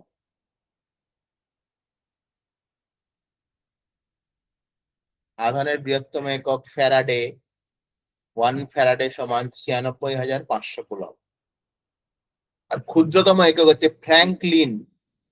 আধানের ক্ষুদ্রতম একক লিখে রাখ, ফ্র্যাঙ্কলিন।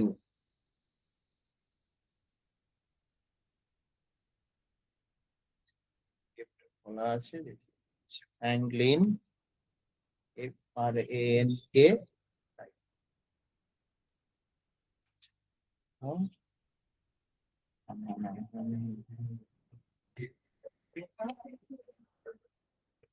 ফ্র্যাঙ্কলিন লিখে নে, আমি আমার খুঁজতে গেলে কোথায় পাবো, কোথাও আছে একটা লেখা, এখানে আছে ফ্র্যাঙ্কলিন, FRANKLIN। ক্ষুদ্রতম কে হচ্ছে ফ্র্যাঙ্কলিন। ওকে, মান দেখাবেন নাকি? হুম? ওটারও মান দেখাবেন? ক্ষুদ্রতম মানে ওটাকেই তো 1 ইউনিট ধরা হয়। এটা ক্ষুদ্রতম তাকে তো আর লেখা হয় না, সেটাই তো 1 ইউনিট না। কাউকে তো একটা প্রমাণ হিসেবে আমরা ধরে যে ক্ষুদ্রতমটা চাইবে না। এটাও খুব রেয়ার। এটা অ্যাকচুয়ালি করালাম কেন, এমসিকিউ তো দেয় না, এরা তো আজকাল ওই কম্পিটিটিভ কোশ্চেন গুলোকেই কভার করে। কারণ অ্যালেন যখন দেখবি নিটের টেস্ট নেয়, নিট বা জয়েন্টের, ওরা ইনফরমেশন খুব ভালোবাসে। অ্যালেন যখন টেস্ট নেয় দেখবি ঠিক প্রথম বা সেকেন্ড টেস্টে গিয়ে এইটাকে জানতে। অ্যালেন খুব সব ইনফরমেশন খুব কোশ্চেন দেয়, মনে রাখতে হবে সব। এবারে এরা হয়তো সেখান থেকে একটা কোশ্চেন টুকে দিবে। এটা হচ্ছে ব্যাপার। এবারে যেমন ডিজিটাল একটা অঙ্ক দিয়ে দিচ্ছে 12 এর, ঠিক আছে, ওটা নর্মালি অ্যালেনের মডিউলের কোশ্চেনটাই সেই বিয়োগ থেকে টুকে দিবে। আজকাল ওরা একটু টুকতেই ভালোবাসে, ওয়েস্ট বেঙ্গল বোর্ড তো টুকছে আর কি এইসব জায়গা থেকে, নিজেদের উপর বিশ্বাস রাখে না। আদিল কি বললাম, টুকতেই ভালোবাসে ওয়েস্ট বেঙ্গল বোর্ড মানে কি দেখে, আরে এই যে তুই টুকে টুকে পরীক্ষা দিয়েছিস সেইটা বললাম, বুঝেছিস? স্যার, আমি একা তড়িৎ শুধু পরীক্ষা দিয়ে কি আর কে কে টুকেছে নাম্বার? স্যার, তড়িৎ করছিল, আদ্রিত করছিল, বাকি সবাই তাই ঢুকেছে। আর জুনের বেচারা পড়ে গেছিল এক দুটো নিয়ে ওষুধ। এবার আধানের মাত্রা বের কর। আধানের মাত্রা,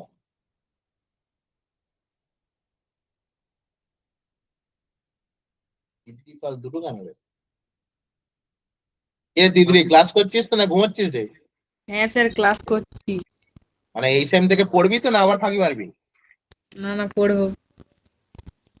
ধন্যবাদ। দেখ, আধানের মাত্রা কোথা থেকে বের করবো, মানে জীবনের সব থেকে সহজ ফর্মুলা কি শিখেছি আধান দিয়ে? I equal to q by t, তাই না? ক্লাস 10-এ প্রথম শিখেছিলাম কারেন্ট সমান আধান বাই সময়। এটা অন্তত সবার মনে আছে, ভুলে গেছি বলতে পারবি। তাহলে কিউ সমান কি হবে বল? I into t. আই তো এমনিও এসআই একক ছিল, আই এর মাত্রা কি ছিল ক্যাপিটাল এ, আর এটা কি হবে ক্যাপিটাল টি।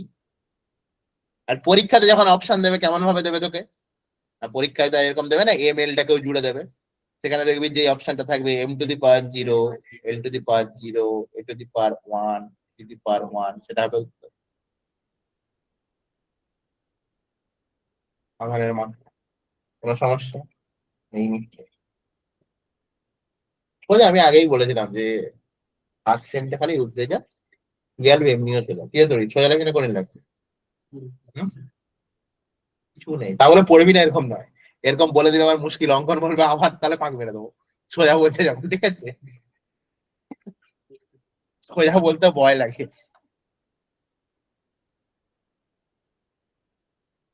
আচ্ছা এবার এটা অঙ্ক লেখ, অঙ্কন করলাম, অঙ্কন একটু ডেসক্রিপটিভ টাইপের, কিছু বুঝলাম নাকি দেখা যায় নাকি বল। দেখ, একটি অনাহিত বস্তুর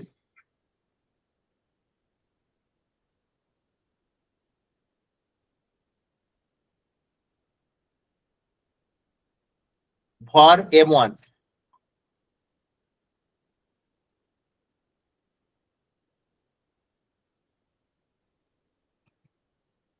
বস্তুটিকে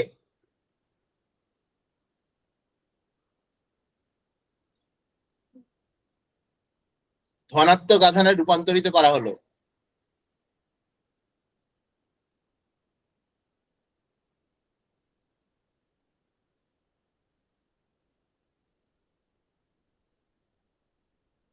এর ফলে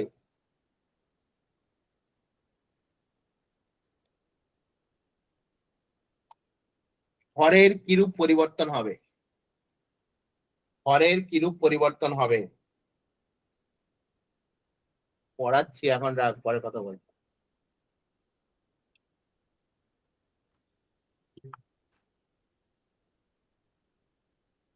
বল কি হবে?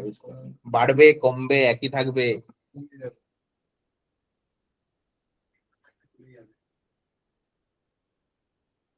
কি হবে? ইলেকট্রন একসাথে চলে যাবে, তাই এবার কমে যাবে। আচ্ছা, আদির বলছে কমে যাবে, তড়িৎ বলছে একই থাকবে। একই থাকবে তে সবাই, কমে যাবে তো কতজন আছে? বাড়বে একটা গেল, বাড়বে একটা, কমে যাবে তো কতজন আছে? হাত তুল দেখি। কমে যাবে মনে হচ্ছে কতজন? কমে যাবে কতজন? মধুমিতা কি রে? মানে হাত তুলে রেখেছিস কেন? সবাই আছিস কি? আমি আর আকাশ আছি। তাহলে কমে যাবে তো আদিল একা। বাড়বে কতজন? আকাশ আছে। বাড়বে কতজন? তুই আবার বাড়বে তো চল। বাড়বে একজন, বাকি সবাই বলছে একই থাকবে।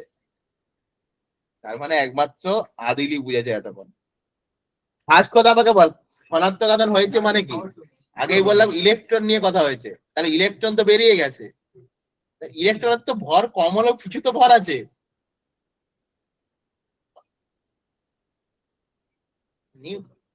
ইলেকট্রন কি ভর শূন্য লিখি না তো? নগণ্য হতে পারে, নগণ্য মানে যে নেই তো নয়, তা তো শূন্য বলতাম, শূন্য বলতাম। তাহলে ক্যাটায়নে পরিণত হয়েছে মানে কি, ইলেকট্রন যেহেতু বেরিয়ে গেছে কমে যাবে। আদিলি কথা উত্তরটা ঠিক বলেছে। আদিল তাহলে সিরিয়াস হয়ে গেছে, আমরা এটা ধরে নিলাম। করতেই হবে, কারণ ও তো অ্যাকচুয়ালি সিরিয়াস হয়নি। ঠিক আছে,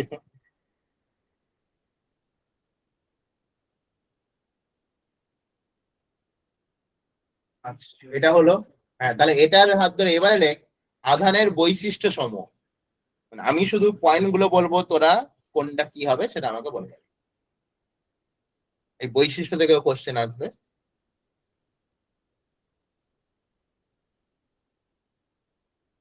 নাম্বার 1, বল আধান স্কেলার রাশি না ভেক্টর রাশি?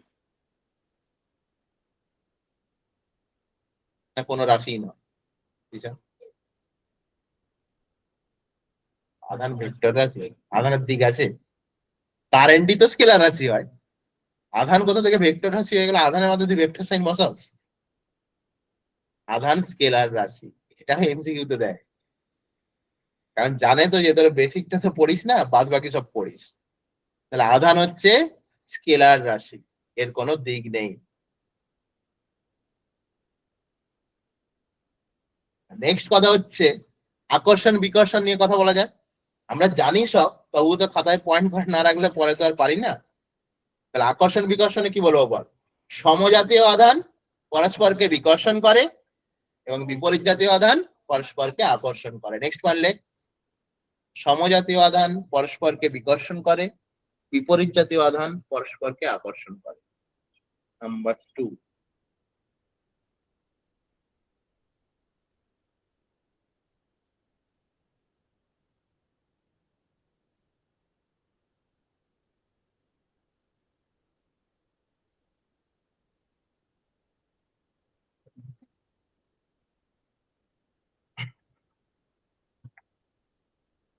হয়েছে।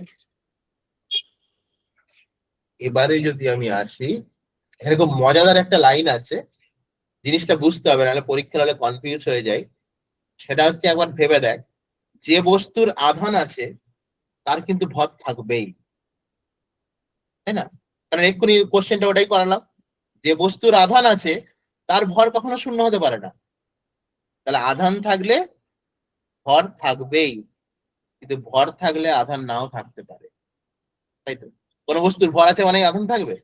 একদমই না। তা আধান আছে মানে কি, ভর অবশ্যই থাকবে। 3 নম্বর লাইন এটাই লেখ, কোন বস্তুর আধান থাকলে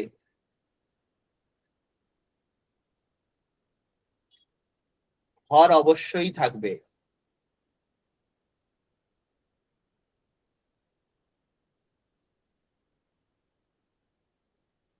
কিন্তু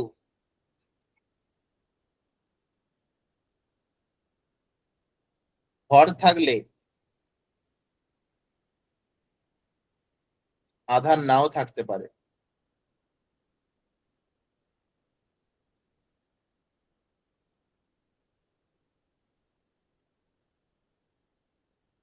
ওর পরে লেখ, অর্থাৎ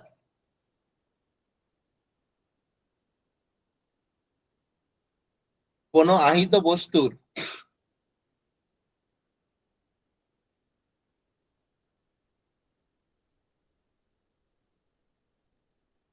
স্থির ভর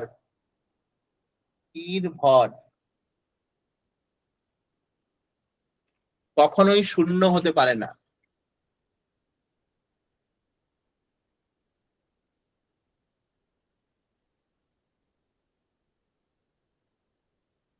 কখনোই শূন্য হতে পারে না।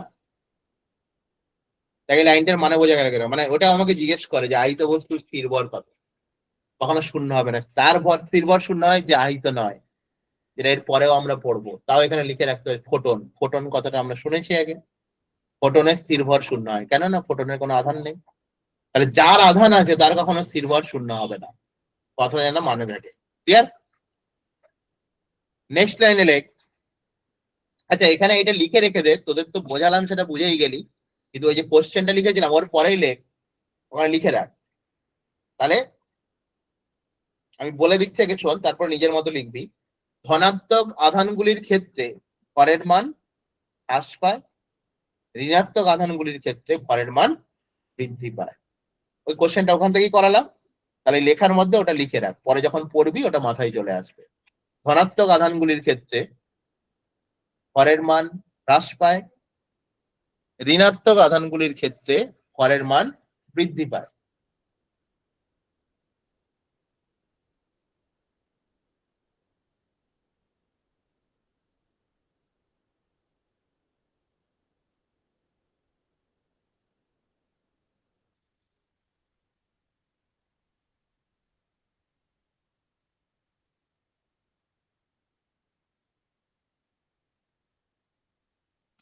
হয়েছে? নেক্সট পয়েন্ট, এটাও খুব ইম্পর্টেন্ট পয়েন্ট।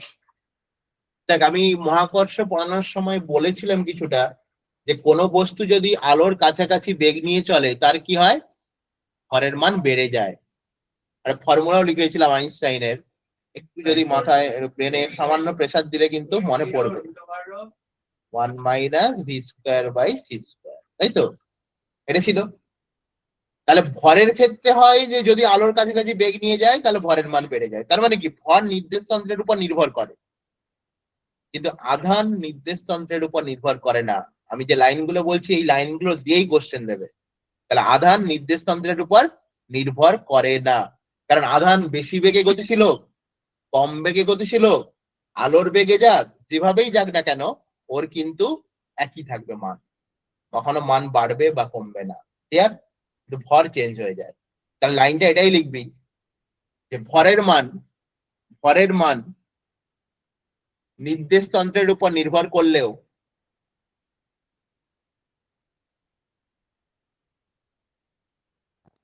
স্যার আর একবার বলুন। ভরের মান নির্দেশতন্ত্রের উপর নির্ভর করলেও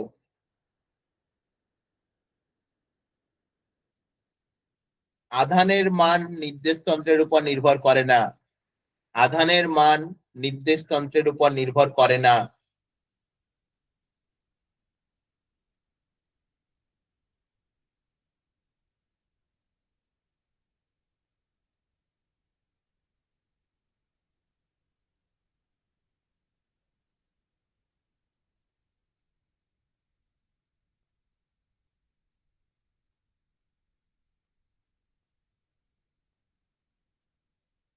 হয়েছে?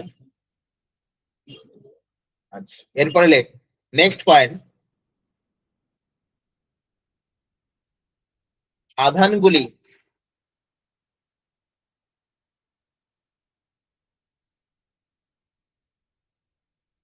যোগের সূত্র মেনে চলে।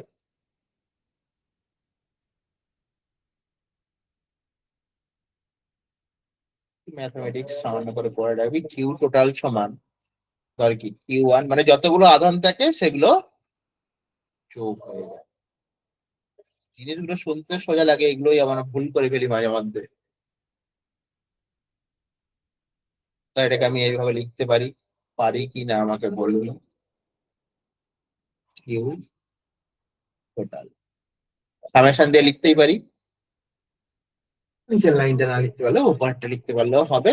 আর যোগের সূত্র মানে আমি জানো এক্সাম্পল যদি বলি, ধর একটা বস্তু আছে, এটা আধান আছে 3 কুলম, এর সঙ্গে আরেকটা বস্তু আমি রেখেছি যার আধান ধর +7 কুলম, এর সঙ্গে তৃতীয় আরেকটা বস্তু রেখেছি যার আধান কত, -12 কুলম। এবার যদি তোকে জিজ্ঞেস করে যে মোট আধান কত, কি করবি, সবগুলোকে যোগ করে দিবি, যেটা বিয়োগ আছে সেটা অটোমেটিক বিয়োগ হয়ে যাবে, তাহলে আলটিমেট কত আসবে, -2। কিছু বই খুব বেসিক লাইন। ওকে,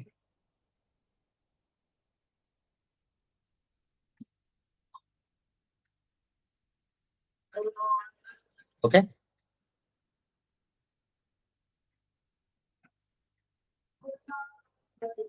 নেক্সট পয়েন্ট, আধান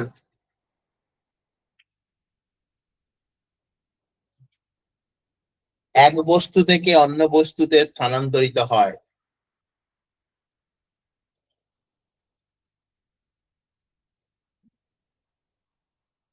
তবে দুটি বস্তুর মধ্যে একটিকে অবশ্যই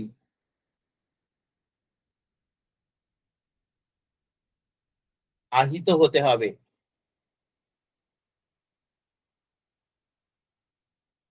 দুটি বস্তুর মধ্যে একটিকে অবশ্যই আহিত হতে হবে, মানে দুটোর মধ্যে একটাই আধান থাকতে হবে, নাহলে কি করে যাবে, তাই না?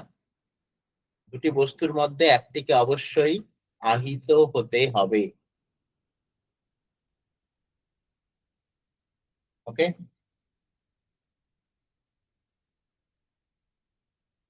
নেক্সট পয়েন্ট, আধানের কোয়ান্টাম শর্ত। আধানের কোয়ান্টাম শর্ত এইখান থেকে ম্যাথ দেয়। আধানের কোয়ান্টাম শর্ত, ইংলিশে বলা হয় কোয়ান্টাইজেশন অফ চার্জ।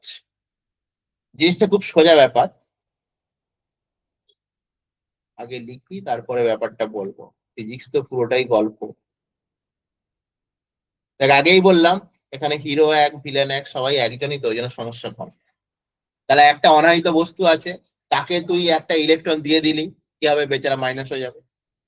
একটা ইলেকট্রন কেড়ে নিলি, প্লাস হয়ে যাবে। কিন্তু তুই কখনো শুনেছিস যে একটা বস্তু থেকে 1.5টা ইলেকট্রন বেরিয়ে গেছে, 2.5টা ইলেকট্রন বেরিয়ে গেছে? তার মানে ইলেকট্রন গ্রহণ হোক বা বর্জন হোক সবসময় পূর্ণ সংখ্যায় হয়। এই জন্য লেখা হচ্ছে দেখ কিউ ইকুয়াল টু +- এন। তাহলে এনটা কি, পূর্ণ সংখ্যা, ইন্টিজার নাম্বার। এন হলো পূর্ণ সংখ্যা, এটাকেই বলা হয় কোয়ান্টাম শর্ত। এখান থেকে নিউমেরিক্যাল করাচ্ছি।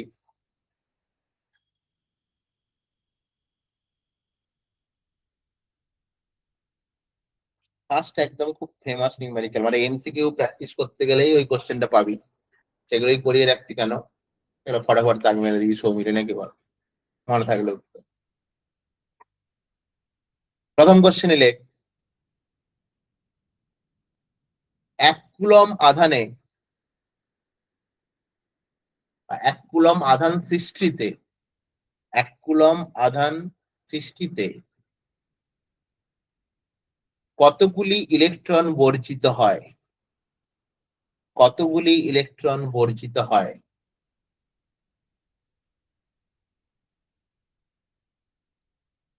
দেখি কে কে করতে পারিস।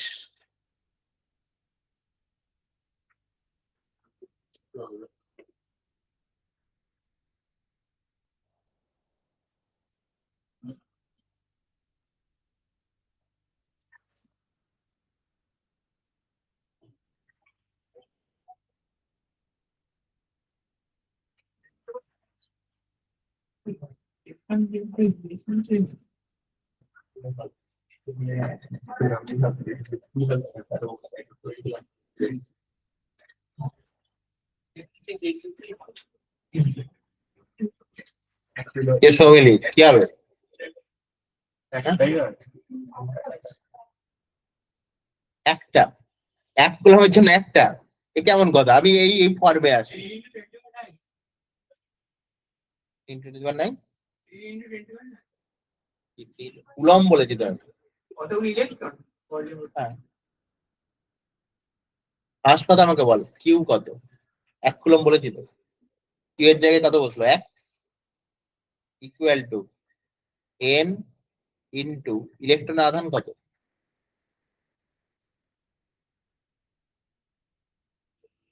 এই এটাকে ভাগ করে দে, তাহলে n সমান কি হবে? 1 বাই, বারবার বলছি ক্যালকুলেটর নেই, তাহলে আমাকে একটু প্রপার ওয়েতে ক্যালকুলেশন করতে হবে, তাহলেই হয়ে যাবে। এটা দেখ, এটা 10⁻⁹, এটা যদি উপরে আমি এই দশমিকটাকে সরিয়ে দিই, এটা কত হবে? 10⁻20। এই দশমিকটাকে সরিয়ে দিলাম, তাহলে উপরে হলো 10⁻20 বাই 16। এবার এটাকে আরেকটু ভেঙে নিই, তাহলে 100/16 ইন্টু 10⁻18। সহজেই তো ডিভাইড করা যায়, তাহলে এটাকে ভাঙ না। 16×6 = 96। 6.25 ইন্টু 10⁻18 হয়ে গেল। এটাই উত্তর। জাস্ট ওই ফর্মুলা থেকে কিউ ইকুয়াল টু এন। এত এত ফোটা ইলেকট্রন শুধু 1 কুলম্বে? এবার যদি আমাকে 2 দেয়, ধর 1 কুলম্ব স্যার করে দিয়েছে, পরীক্ষায় 2 এলো, 2 দিয়ে এখানে গুণ করে দেবো। 6.25 আছে, কত হয়ে যাবে? 12.5 হয়ে যাবে। তাহলে 1 কুলম্বটা যদি আমার মাথায় থাকে, মোটামুটি ক্যালকুলেশন না করে বেরিয়ে যাবো, তাই না? বল দেখি।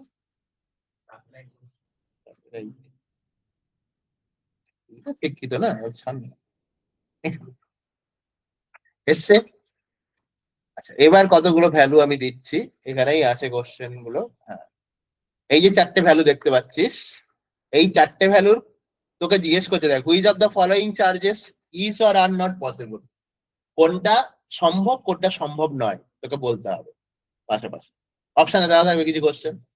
এই যে 4টে চার্জ আছে, এদের মধ্যে কোন কোন চার্জটা সম্ভব আর হওয়া সম্ভব, আর কোনটা হওয়া সম্ভব, এটা সম্ভব কিনা আগে বল।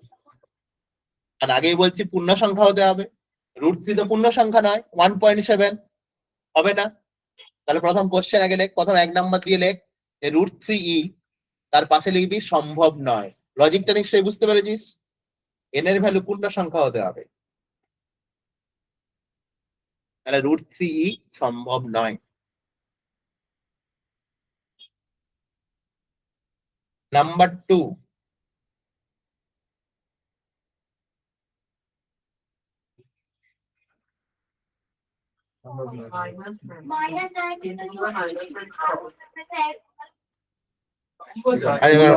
ভাগ করুন দেখি আমি ভাগটা করুন আপনি একবার, আমি দেখি।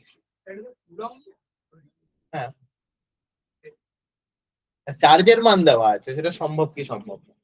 আপনি একটু ভাগটা করুন, আমি দেখি কেমন সম্ভব না। এটা 1.6, 48 কে 1.6 দিয়ে ভাগ করা যায় না। কিউ ইকুয়াল টু এনই তো, এন এর ভ্যালু চেক করবি, এটা তো কিউ এর জায়গায় বসবে।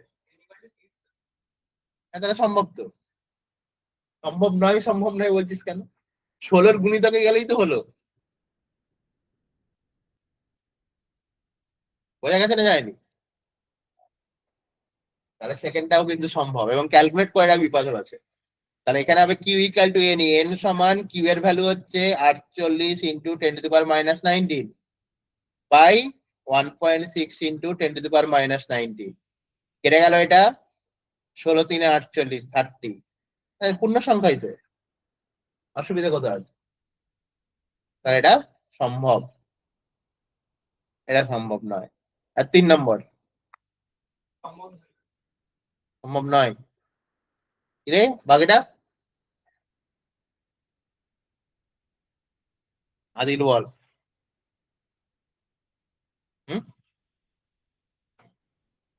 বাড়ছে তো, তাহলে সম্ভব না সম্ভব না? তাই হিসাব থেকে কিছু একটা বলছে, কত সম্ভব তো, তাই তো? হ্যাঁ ওটাই তো, ওই জন্যই তো কোশ্চেনটা দেওয়া আছে। এবার পাওয়ারটা দেখ দেখি,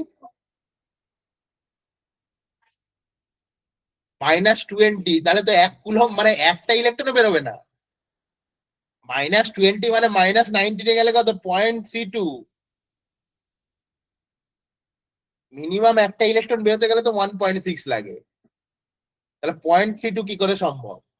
এটা কারুর আধান হতেই পারে না। মিনিমাম আধান কত হবে, এটাও কোশ্চেন অনেক সময় দেয়, ন্যূনতম আধান কত হতে পারে? 1.6 × 10⁻19, কারণ একটা ইলেকট্রন বেরোবে, তার থেকে কম তো সম্ভব না। তাহলে এটা কি করে সম্ভব? ওই 16 গুণিতক আমরা শিখে যাই, এটা ভুল করে ফেলবো। সব দিকে সাবধান থাকতে হবে। আর 1 কুলম্ব তো এক্ষুনি করিয়েছি, তাই না? এটাই তো করালাম কোশ্চেনটা। 1 কুলম্বে নিজেরাই তো বের করে দেখলি কত, 6.25 × 10⁻80, তাহলে সম্ভব?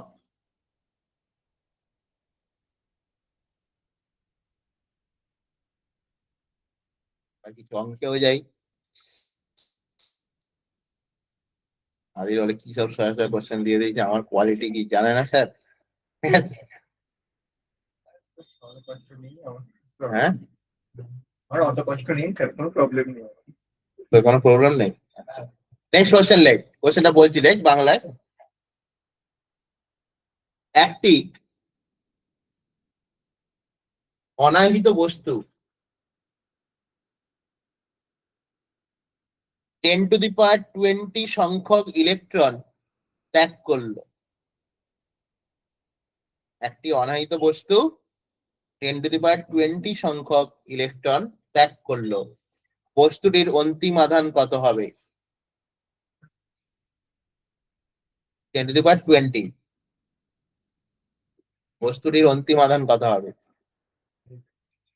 ত্যাগ করলো।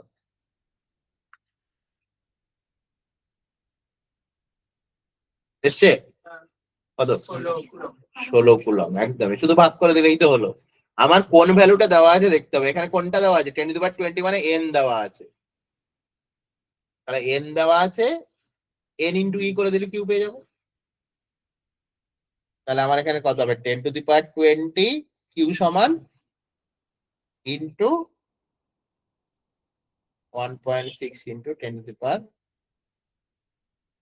কেটে গেল, এই দশমিকটা কেটে যাবে, শুধু 16 থাকবে। ঠিক নেই, বাচ্চাদের কোশ্চেন নাকি বল? এইবার আমাদের কোয়ালিটি দেবো। নেক্সট কোশ্চেন লেখ।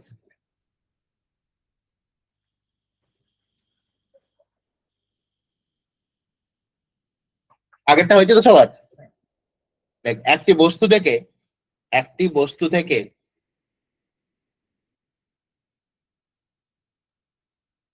প্রতি সেকেন্ডে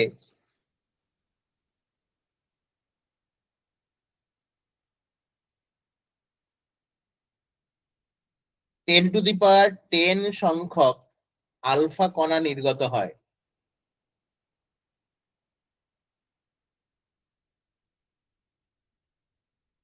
×10 সংখ্যক আলফা কণা নির্গত হয়, তবে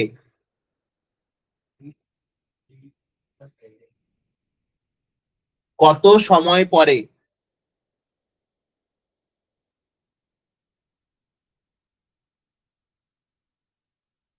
বস্তুটির আধান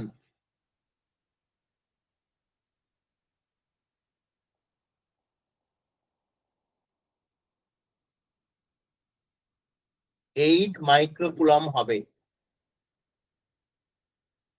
8 মাইক্রোকুলম্ব হবে, এইটা ক্যালকুলেট করবে।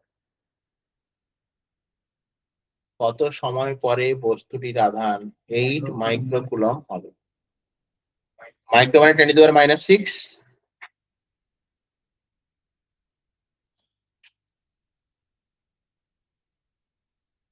সোজা কোশ্চেন, একটু ভেবে চিন্তে করবে। আগেই বলেছি আলফা কণা বেরোচ্ছে, যেটা গুরুত্ব দিতে হবে। আলফা কণার আধান কত? হ্যাঁ প্লাস মানে 2e আর কি। তার মানে আলফা কণার আধান 2 ইন্টু 1.6 ইন্টু 10⁻19। এটা আগে মাথায় রাখতে হবে। এন এর ভ্যালু দিয়ে দিয়েছে, তো তুই একই জিনিস করবি, ফর্মুলা খালি শুধু টিটা চলে আসবে, তাহলে কিউ সমান কি লিখবি বল? N into 2e by t, তাই নাকি? এইটা তুই বের করবি। এন এর ভ্যালু দেখ দেওয়া আছে কত, 10⁻10। এখানে ভ্যালু বসিয়ে দে 2 ইন্টু 1.6 ইন্টু 10⁻19, আর এই ভ্যালুটা কত, 8 ইন্টু 10⁻6। বসিয়ে দে সব, কিনা বেরিয়ে যাবে।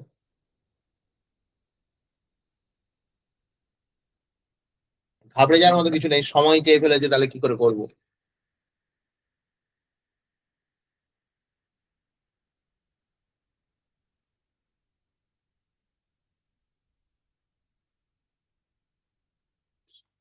কনফিডেন্স বাড়াতে হবে, বুঝলি আদি? এমন জীবনে কনফিডেন্স আনবি, কোশ্চেন না দিলে উত্তর করবি।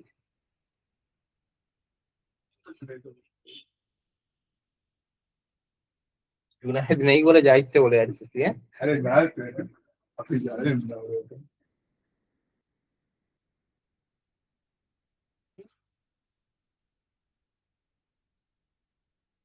দিদি বুঝতে পারছিস?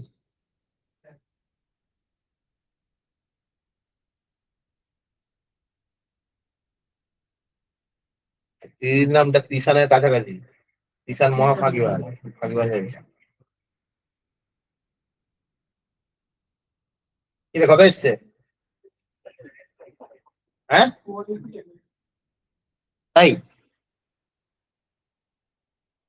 সেরকম তো হওয়ার কথা নয়।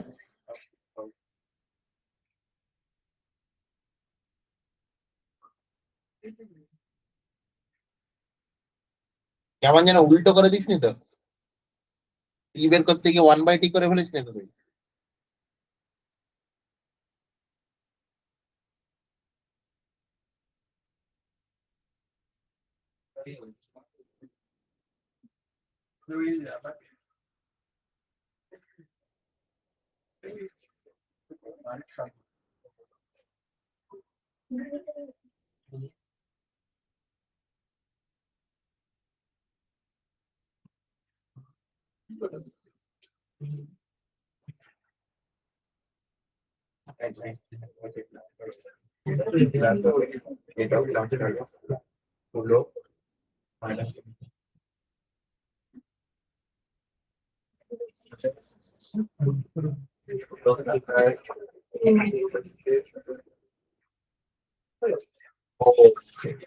ঠিক আছে, তোদেরই ঠিক আছে, আমার লেখাটা ভুল।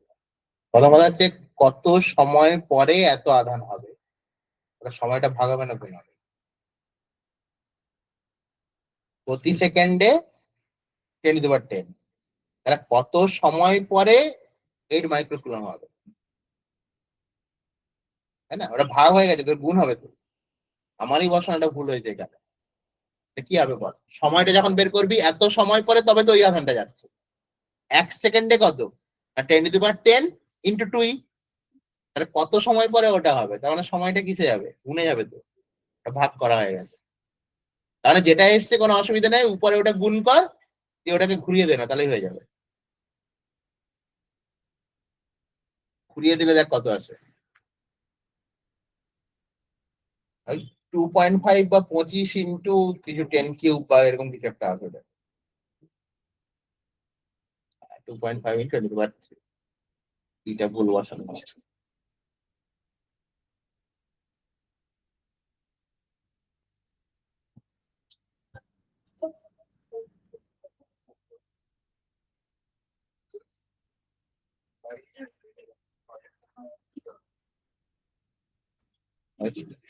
এবার লাগে এখানে একটা লাইন লিখে রাখ, বড় আধানগুলির ক্ষেত্রে, বড় আধানগুলির ক্ষেত্রে এই কোয়ান্টাম শর্ত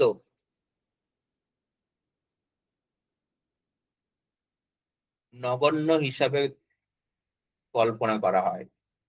নগণ্য হিসাবে কল্পনা করা হয়। মানে বড় আধানগুলির ক্ষেত্রে মানে অনেক সময় পরীক্ষার কোশ্চেনে ভাষা দিতে পারে ম্যাক্রোস্কোপিক, এই দুটো ওয়ার্ড কিন্তু আমরা শিখেছি সেকেন্ড সেমিস্টারে, কেমিস্ট্রিতে পড়েছি, ফিজিক্সে পড়েছি, মাইক্রোস্কোপিক, ম্যাক্রোস্কোপিক। তাহলে ম্যাক্রোস্কোপিক ক্ষেত্রে এই কোয়ান্টাইজেশনটাকে আমরা নেগলেক্ট করি, মাইক্রোস্কোপিকের ক্ষেত্রে হিসেব করা হয়। ওই জন্য বড় আধানগুলির ক্ষেত্রে এই রুলটা নগণ্য হিসাবে ধরা হয়, সব জায়গায় হিসেব করা হয় না। ক্লিয়ার? এই জায়গাটা আমাদের হলো। এবার next leg method of charging, মানে আহিতকরণের প্রক্রিয়া বা পদ্ধতি। আহিতকরণের পদ্ধতি।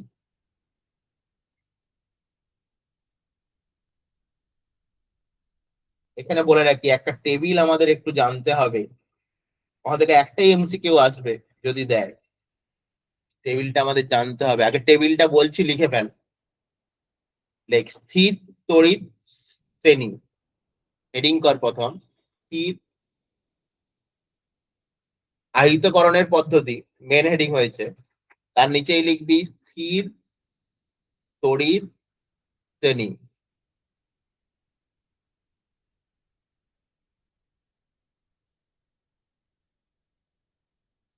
ওয়ান টু দিয়ে পরপর লিখবি, আমি নাম্বারিং গুলো তাও নাম্বারিং বলে যাচ্ছি। 1 নম্বরে লেখ পশম, 1 নম্বরে পশম।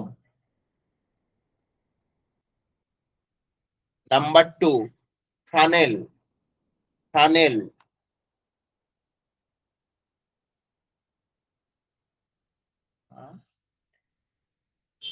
নাম্বার 3 কাঁচ, নাম্বার 3 কাঁচ। নাম্বার 4 কাগজ, নাম্বার 4 কাগজ। সেই ছোটবেলায় শিখতাম না, সেই মাথায় চিরুনি ঘষে কাগজের টুকরোই ধরলে উঠে যায়। কে কার দ্বারা আকর্ষিত হবে সেটা আমরা এখান থেকে পাবো, কোনো একটা কেস স্টাডি দিতে পারে, ওই জন্য আমরা লিস্টটা করছি। নাম্বার 5 লেখ রেশম। অবশ্যই পশম মানে যেটা উল বলিস, আর রেশম মানে এই যে বলিস সিল্কের জিনিস, সিল্ক। ইংলিশ ইউজ করে করে তো বাংলাটা ভুলে গেছিস, মুশকিল এটাই। নেক্সট 6, 6তে লেখ কাঠ। 7 লেখ মানব দেহ।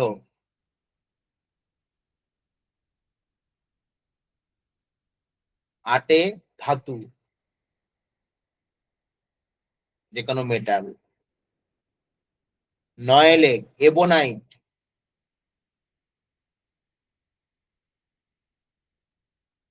10 লেখ গালা, ধাতুর পরে এবোনাইট। 10 লেখ গালা।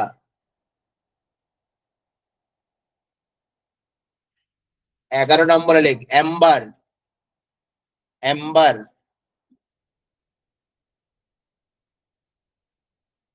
12 নম্বরে লেখ রজন।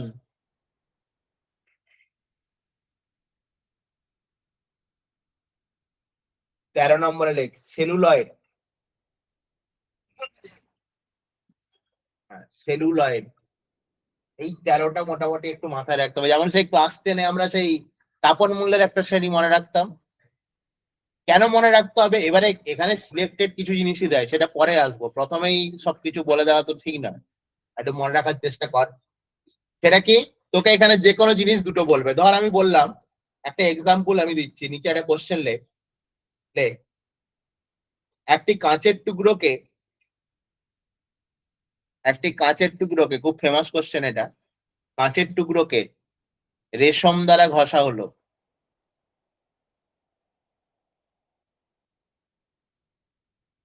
রেশম দ্বারা ঘষা হলো,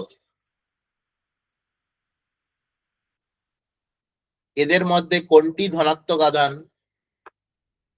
এবং কোনটি ঋণাত্মক আধান আধানে পরিণত হবে? এদের মধ্যে কোনটি ধনাত্মক আধান, কোনটি ঋণাত্মক আধানে পরিণত হবে?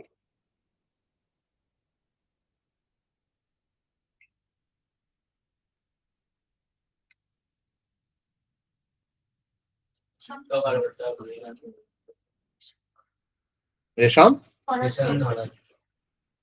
প্রথম কথা হচ্ছে কে উপরে আছে, যে উপরে থাকবে সে ধনাত্মক,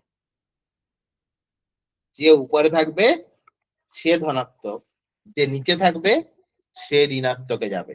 তার মানে উপরে যে থাকবে সে ইলেকট্রন ত্যাগ করবে, আর নিচে যে থাকবে সে ইলেকট্রন গ্রহণ করবে। তুলনামূলক ভাবে যে কোনো দুটো নাম দিতে পারে। মানে কাঁচ রেশমের কথা বলবে, তাহলে কাঁচ উপরে আছে, তাহলে কাঁচ হবে কি ধনাত্মক, রেশম হবে ঋণাত্মক। তাহলে পাশে লিখে রাখ ছোট করে, দিয়ে উত্তরটা তুই নিজেই, ওটা না লিখলেও চলবে। তখন দেখ, তুলনামূলক ভাবে ওপরে থাকা বস্তুটি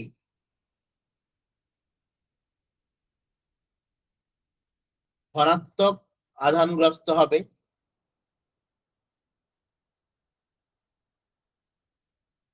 এবং নিচে থাকা বস্তুটি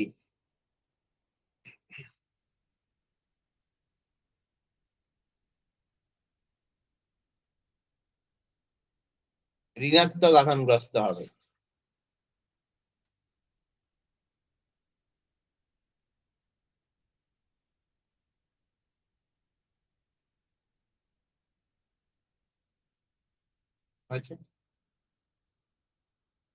নেক্সট লেগ, কোন বস্তুকে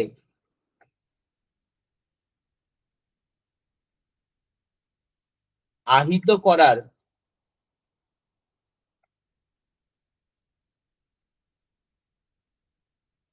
মূলত দুটি প্রক্রিয়া রয়েছে।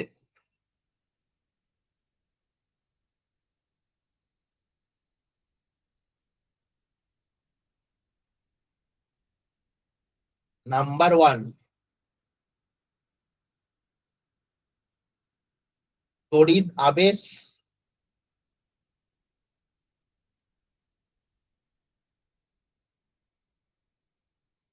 নাম্বার 2 তড়িৎ আহিতকরণ। তড়িৎ আবেশ, নাম্বার 2 তড়িৎ আহিতকরণ।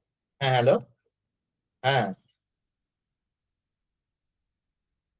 কোথায় এখন?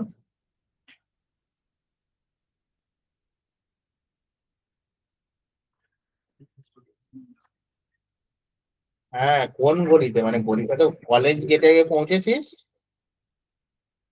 ব্যাস কলেজ গেট থেকে বাম দিকে টার্ন নিলেই একটু এগিয়ে আবার একটা টার্নিং আছে, ওইখানে একটা ট্রান্সফরমার আছে দেখতে পাবি।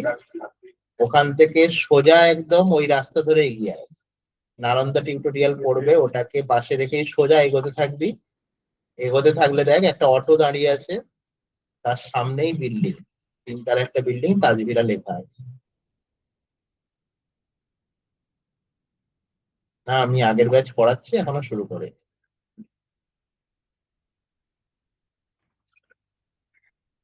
হয়েছে? তার মানে এইরকম দুটো প্রক্রিয়া বললাম, তাহলে একটা কি বললাম? আবেশ, আর একটা আহিতকরণ। এই দুটোর মানে অন্তত আজকে জেনে যাই। আবেশ মানে কি বুঝি?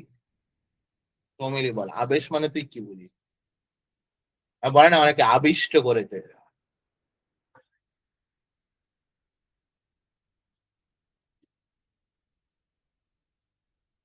কি বলছে, মানে ব্যাপারটা হচ্ছে ওই আমরা বলি না গদা বাংলাতে হচ্ছে বস করেছে, তাই না? তার মানে আলটিমেট হচ্ছে কোনো বস্তুটাকে টাচ করানো হবে না, কিন্তু টাচ না করিয়েই তার মধ্যে আধান পাঠানো হবে।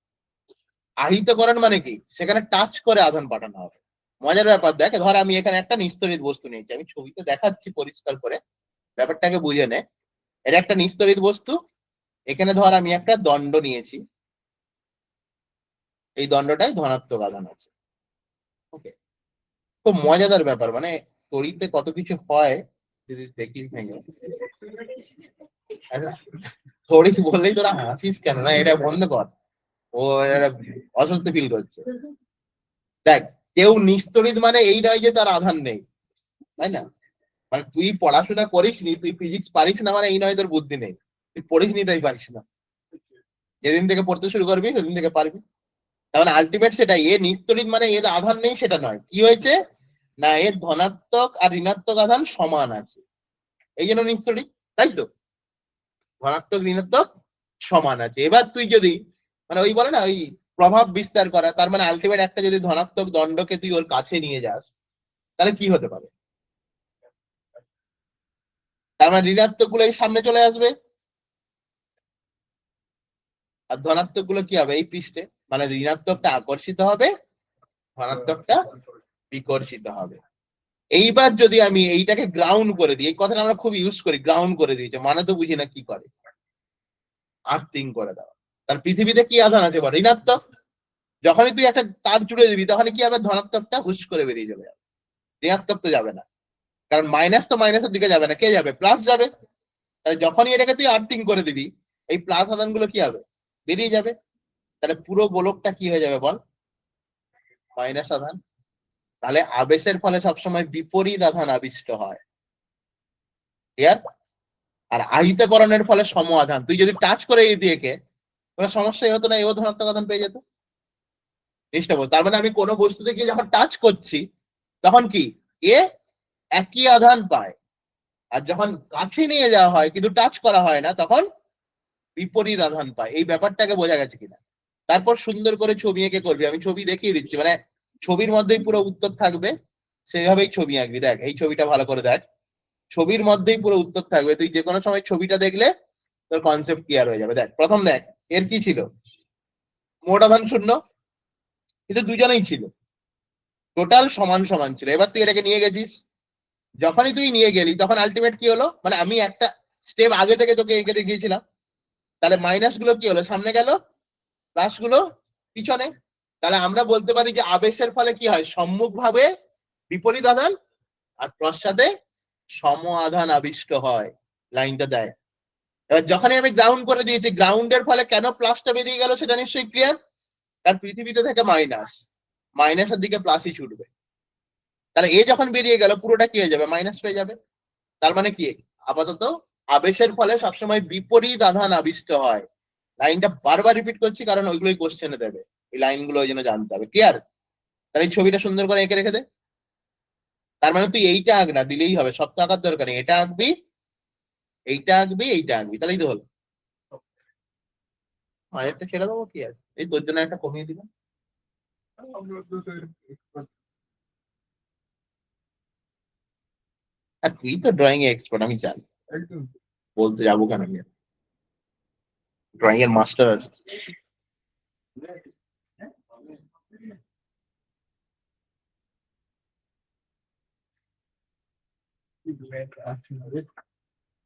আচ্ছা বাইরে যারা এসছে একটু বাইরে ওয়েট করতে বলে, পড়াচ্ছি এই ব্যাচটা ছুটি দিয়ে তারপরে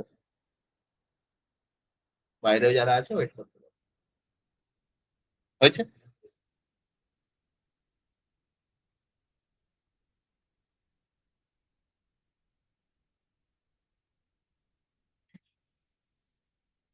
এরপরে ওই আহিতকরণের ফলে কি হয় ওটা শুধু লিখে রাখলেই হবে। তাহলে আহিতকরণের ফলে কি ঘটে না, সম আধান আবিষ্ট হয়, সম আধান স্থানান্তরিত হয়। লাইনটা খুব ইম্পর্টেন্ট, মানে আমি খুব বেসিক জায়গায় আজকে ক্লাস করালাম, জটিল জায়গায় খুব একটা গিয়ে লাভ নেই, বেসিক ক্লিয়ার থাকলে তারপরে স্পিড নিতে পারবো।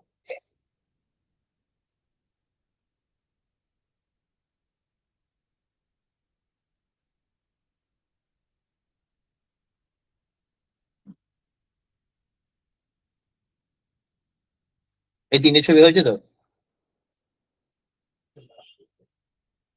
সেটা চলছে, ওকে নিজেও এঁকে নিতে পারি, এটাকে দেখে দেখে আঁকতে হবে না, জিনিয়াস সেটা। এবার একটা কোশ্চেন করি অন্তত, তারপরে ভাবা যাবে বাকিটা। খুব ফেমাস কোশ্চেন, মানে যে কোশ্চেন গুলো করাচ্ছি দেখবি আমি বারবার বলি, ফার্স্ট সেকেন্ড সেমিস্টার এবারে বোর্ডসের পরীক্ষা, এটুকু গ্যারান্টি তোকে দিতে পারি, আমি একটু ক্লিয়ারলি পড়াবো, ভেঙে ভেঙে করাবো, তবে যা করাবো খাতা যদি গুছিয়ে রাখিস, বোর্ড যত কঠিন কোশ্চেন করুক একটা কোশ্চেনও বাইরে যাবে না, এটুকু গ্যারান্টি আমি দিতে পারি। বোর্ড যত কঠিন কোশ্চেন করুক একটা কোশ্চেনও খাতার বাইরে যাবে না,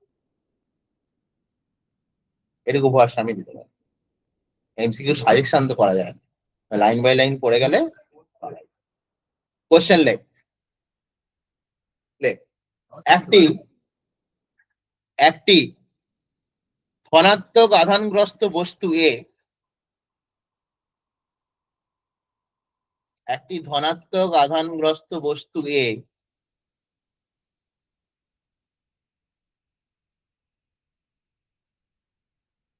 অপর একটি বস্তু বি কে আকর্ষণ করলো, অপর একটি বস্তু বি কে আকর্ষণ করলো,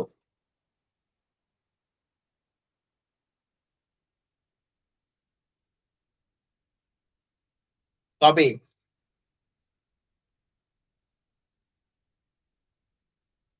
বি এর আধান হবে, বি এর আধান হবে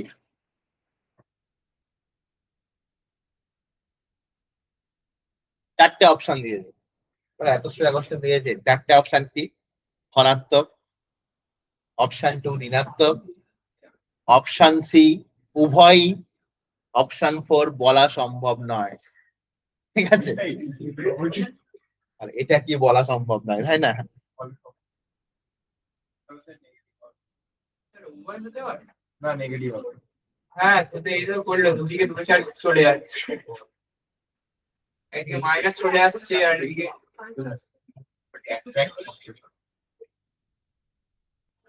তুই এখনই যে দেখালাম, তুই যদি ওটাই ভাবিস তাহলে ওটা কি ছিল? নিস্তড়িত ছিল তো, তাহলে কোনটা উত্তর হবে? স্যার বলা সম্ভব হবে না কেন? আর নিস্তড়িত আবার ঋণাত্মক দুটো নিস্তড়িত হলেও তো আকর্ষণ হবে। করবে। একবার ভেবে দেখ, তো বলবি এত সোজা কোশ্চেন সবাই নাচতে নাচতে কি করবে? হ্যাঁ, এখানে বলে দিই যে ধনাত্মক আধান আকর্ষণ করছে, এটা ইয়ার্কি বানাচ্ছে নাকি? আকর্ষণ করছে মানে ঋণাত্মক। হ্যাঁ, একদম সোজা কোশ্চেন দিয়ে দিয়েছে। এইসব পাতি কোশ্চেন দিয়ে দিয়েছে সেমিস্টারে, বাড়িতে এসে দেখছে ভুল হয়ে গেছে। কারণ ফার্স্ট কথা কি, হ্যাঁ ঋণাত্মক তো হতেই পারে। এবার কথা বাকিগুলোতে আসি, ধনাত্মক হতে পারে কেন? কারণ হতে পারে যে আমার এই প্রথম যে আধানটা যে ঋণাত্মক ছিল সে কি ছিল? অনেক বড়, আর এখানে যে আধানটা নিয়েছি সে অনেক ছোট। তাহলে যে আধানটা আবিষ্ট হবে সেটা ওর থেকে বড় হয়ে যাবে। তাহলে কি হতে পারে? ঋণাত্মক হতে পারে, এটা ধনাত্মক হতে পারে, আবার নিস্তড়িত তো হতে পারে। কারণ নিস্তড়িত হলেও আলটিমেট কি হবে? প্লাস মাইনাস আলাদা হয়ে সেই তো বিপরীত হয়ে গেলে আকর্ষণই করবে। কারণ আবেশের ফলে সবসময় তো আকর্ষণই হয়। আর তুই বলছিলি কি বিপরীত আধান আবিষ্ট হয়, তাহলে সেটা তো আকর্ষণই হবে, তাই না? তাহলে এখানে উত্তর কোনটা হবে বলা সম্ভব না। যদিও এখানে উত্তরটা ভুল করা আছে, এখানে বোধ করা আছে, কিছু কিছু বইয়েও বোধ করা আছে উত্তর হবে বলা সম্ভব নয়।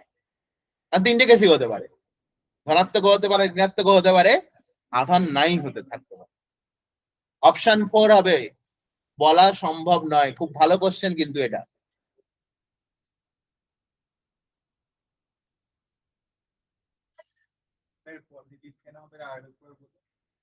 পজিটিভ এই জন্যই হবে, তুই ধর এটা পজিটিভ আধান নিলি খুব বড়, তার সঙ্গে একটা ছোট পজিটিভ আধান নিয়েছিস, তাহলে এর জন্য এখানে যে আবিষ্ট হবে ঋণাত্মকটা সেটাই পজিটিভ থেকে বেশি, তাহলে মোট আধান তো ঋণাত্মক হয়ে যাবে, তখন তো আকর্ষণ করবে। আমাকে তো বলে দেয়নি দুজন একই সাইজের, সেটা তো বলেনি। সাইজ বড় ছোট হতেই পারে, তাহলে কোশ্চেনটার মধ্যে অনেক ডেপথ আছে। আর তুই কি করবি? কোনো ডেপথে না গিয়ে ঋণাত্মক উত্তর লিখে দিয়ে এসে নাচানাচি করবি, এটা হচ্ছে বড় কথা। ওকে, আচ্ছা প্রথম দিন বেশি চাপে যাচ্ছি না, এই বন্ধই থাক। এই বন্ধ সবাই ক্লিয়ার তো? আদিল এইবার থেকে রেগুলার পড়া। যারা প্রথম কথা বলি, প্রতিদিনের পড়া প্রতিদিন পড়। ফেলে যদি রাখবি, আগের অভিজ্ঞতা নিশ্চয়ই পূর্বের অভিজ্ঞতা সবার আছে, যে শেষে গিয়ে পড়তে ইচ্ছা করলেও পড়তে পারবি না। পড়া কিন্তু ফেলে রাখবি না, যেটা বুঝতে পারবি না ভিডিও গুলো তো দেওয়াই থাকবে পরের দিন।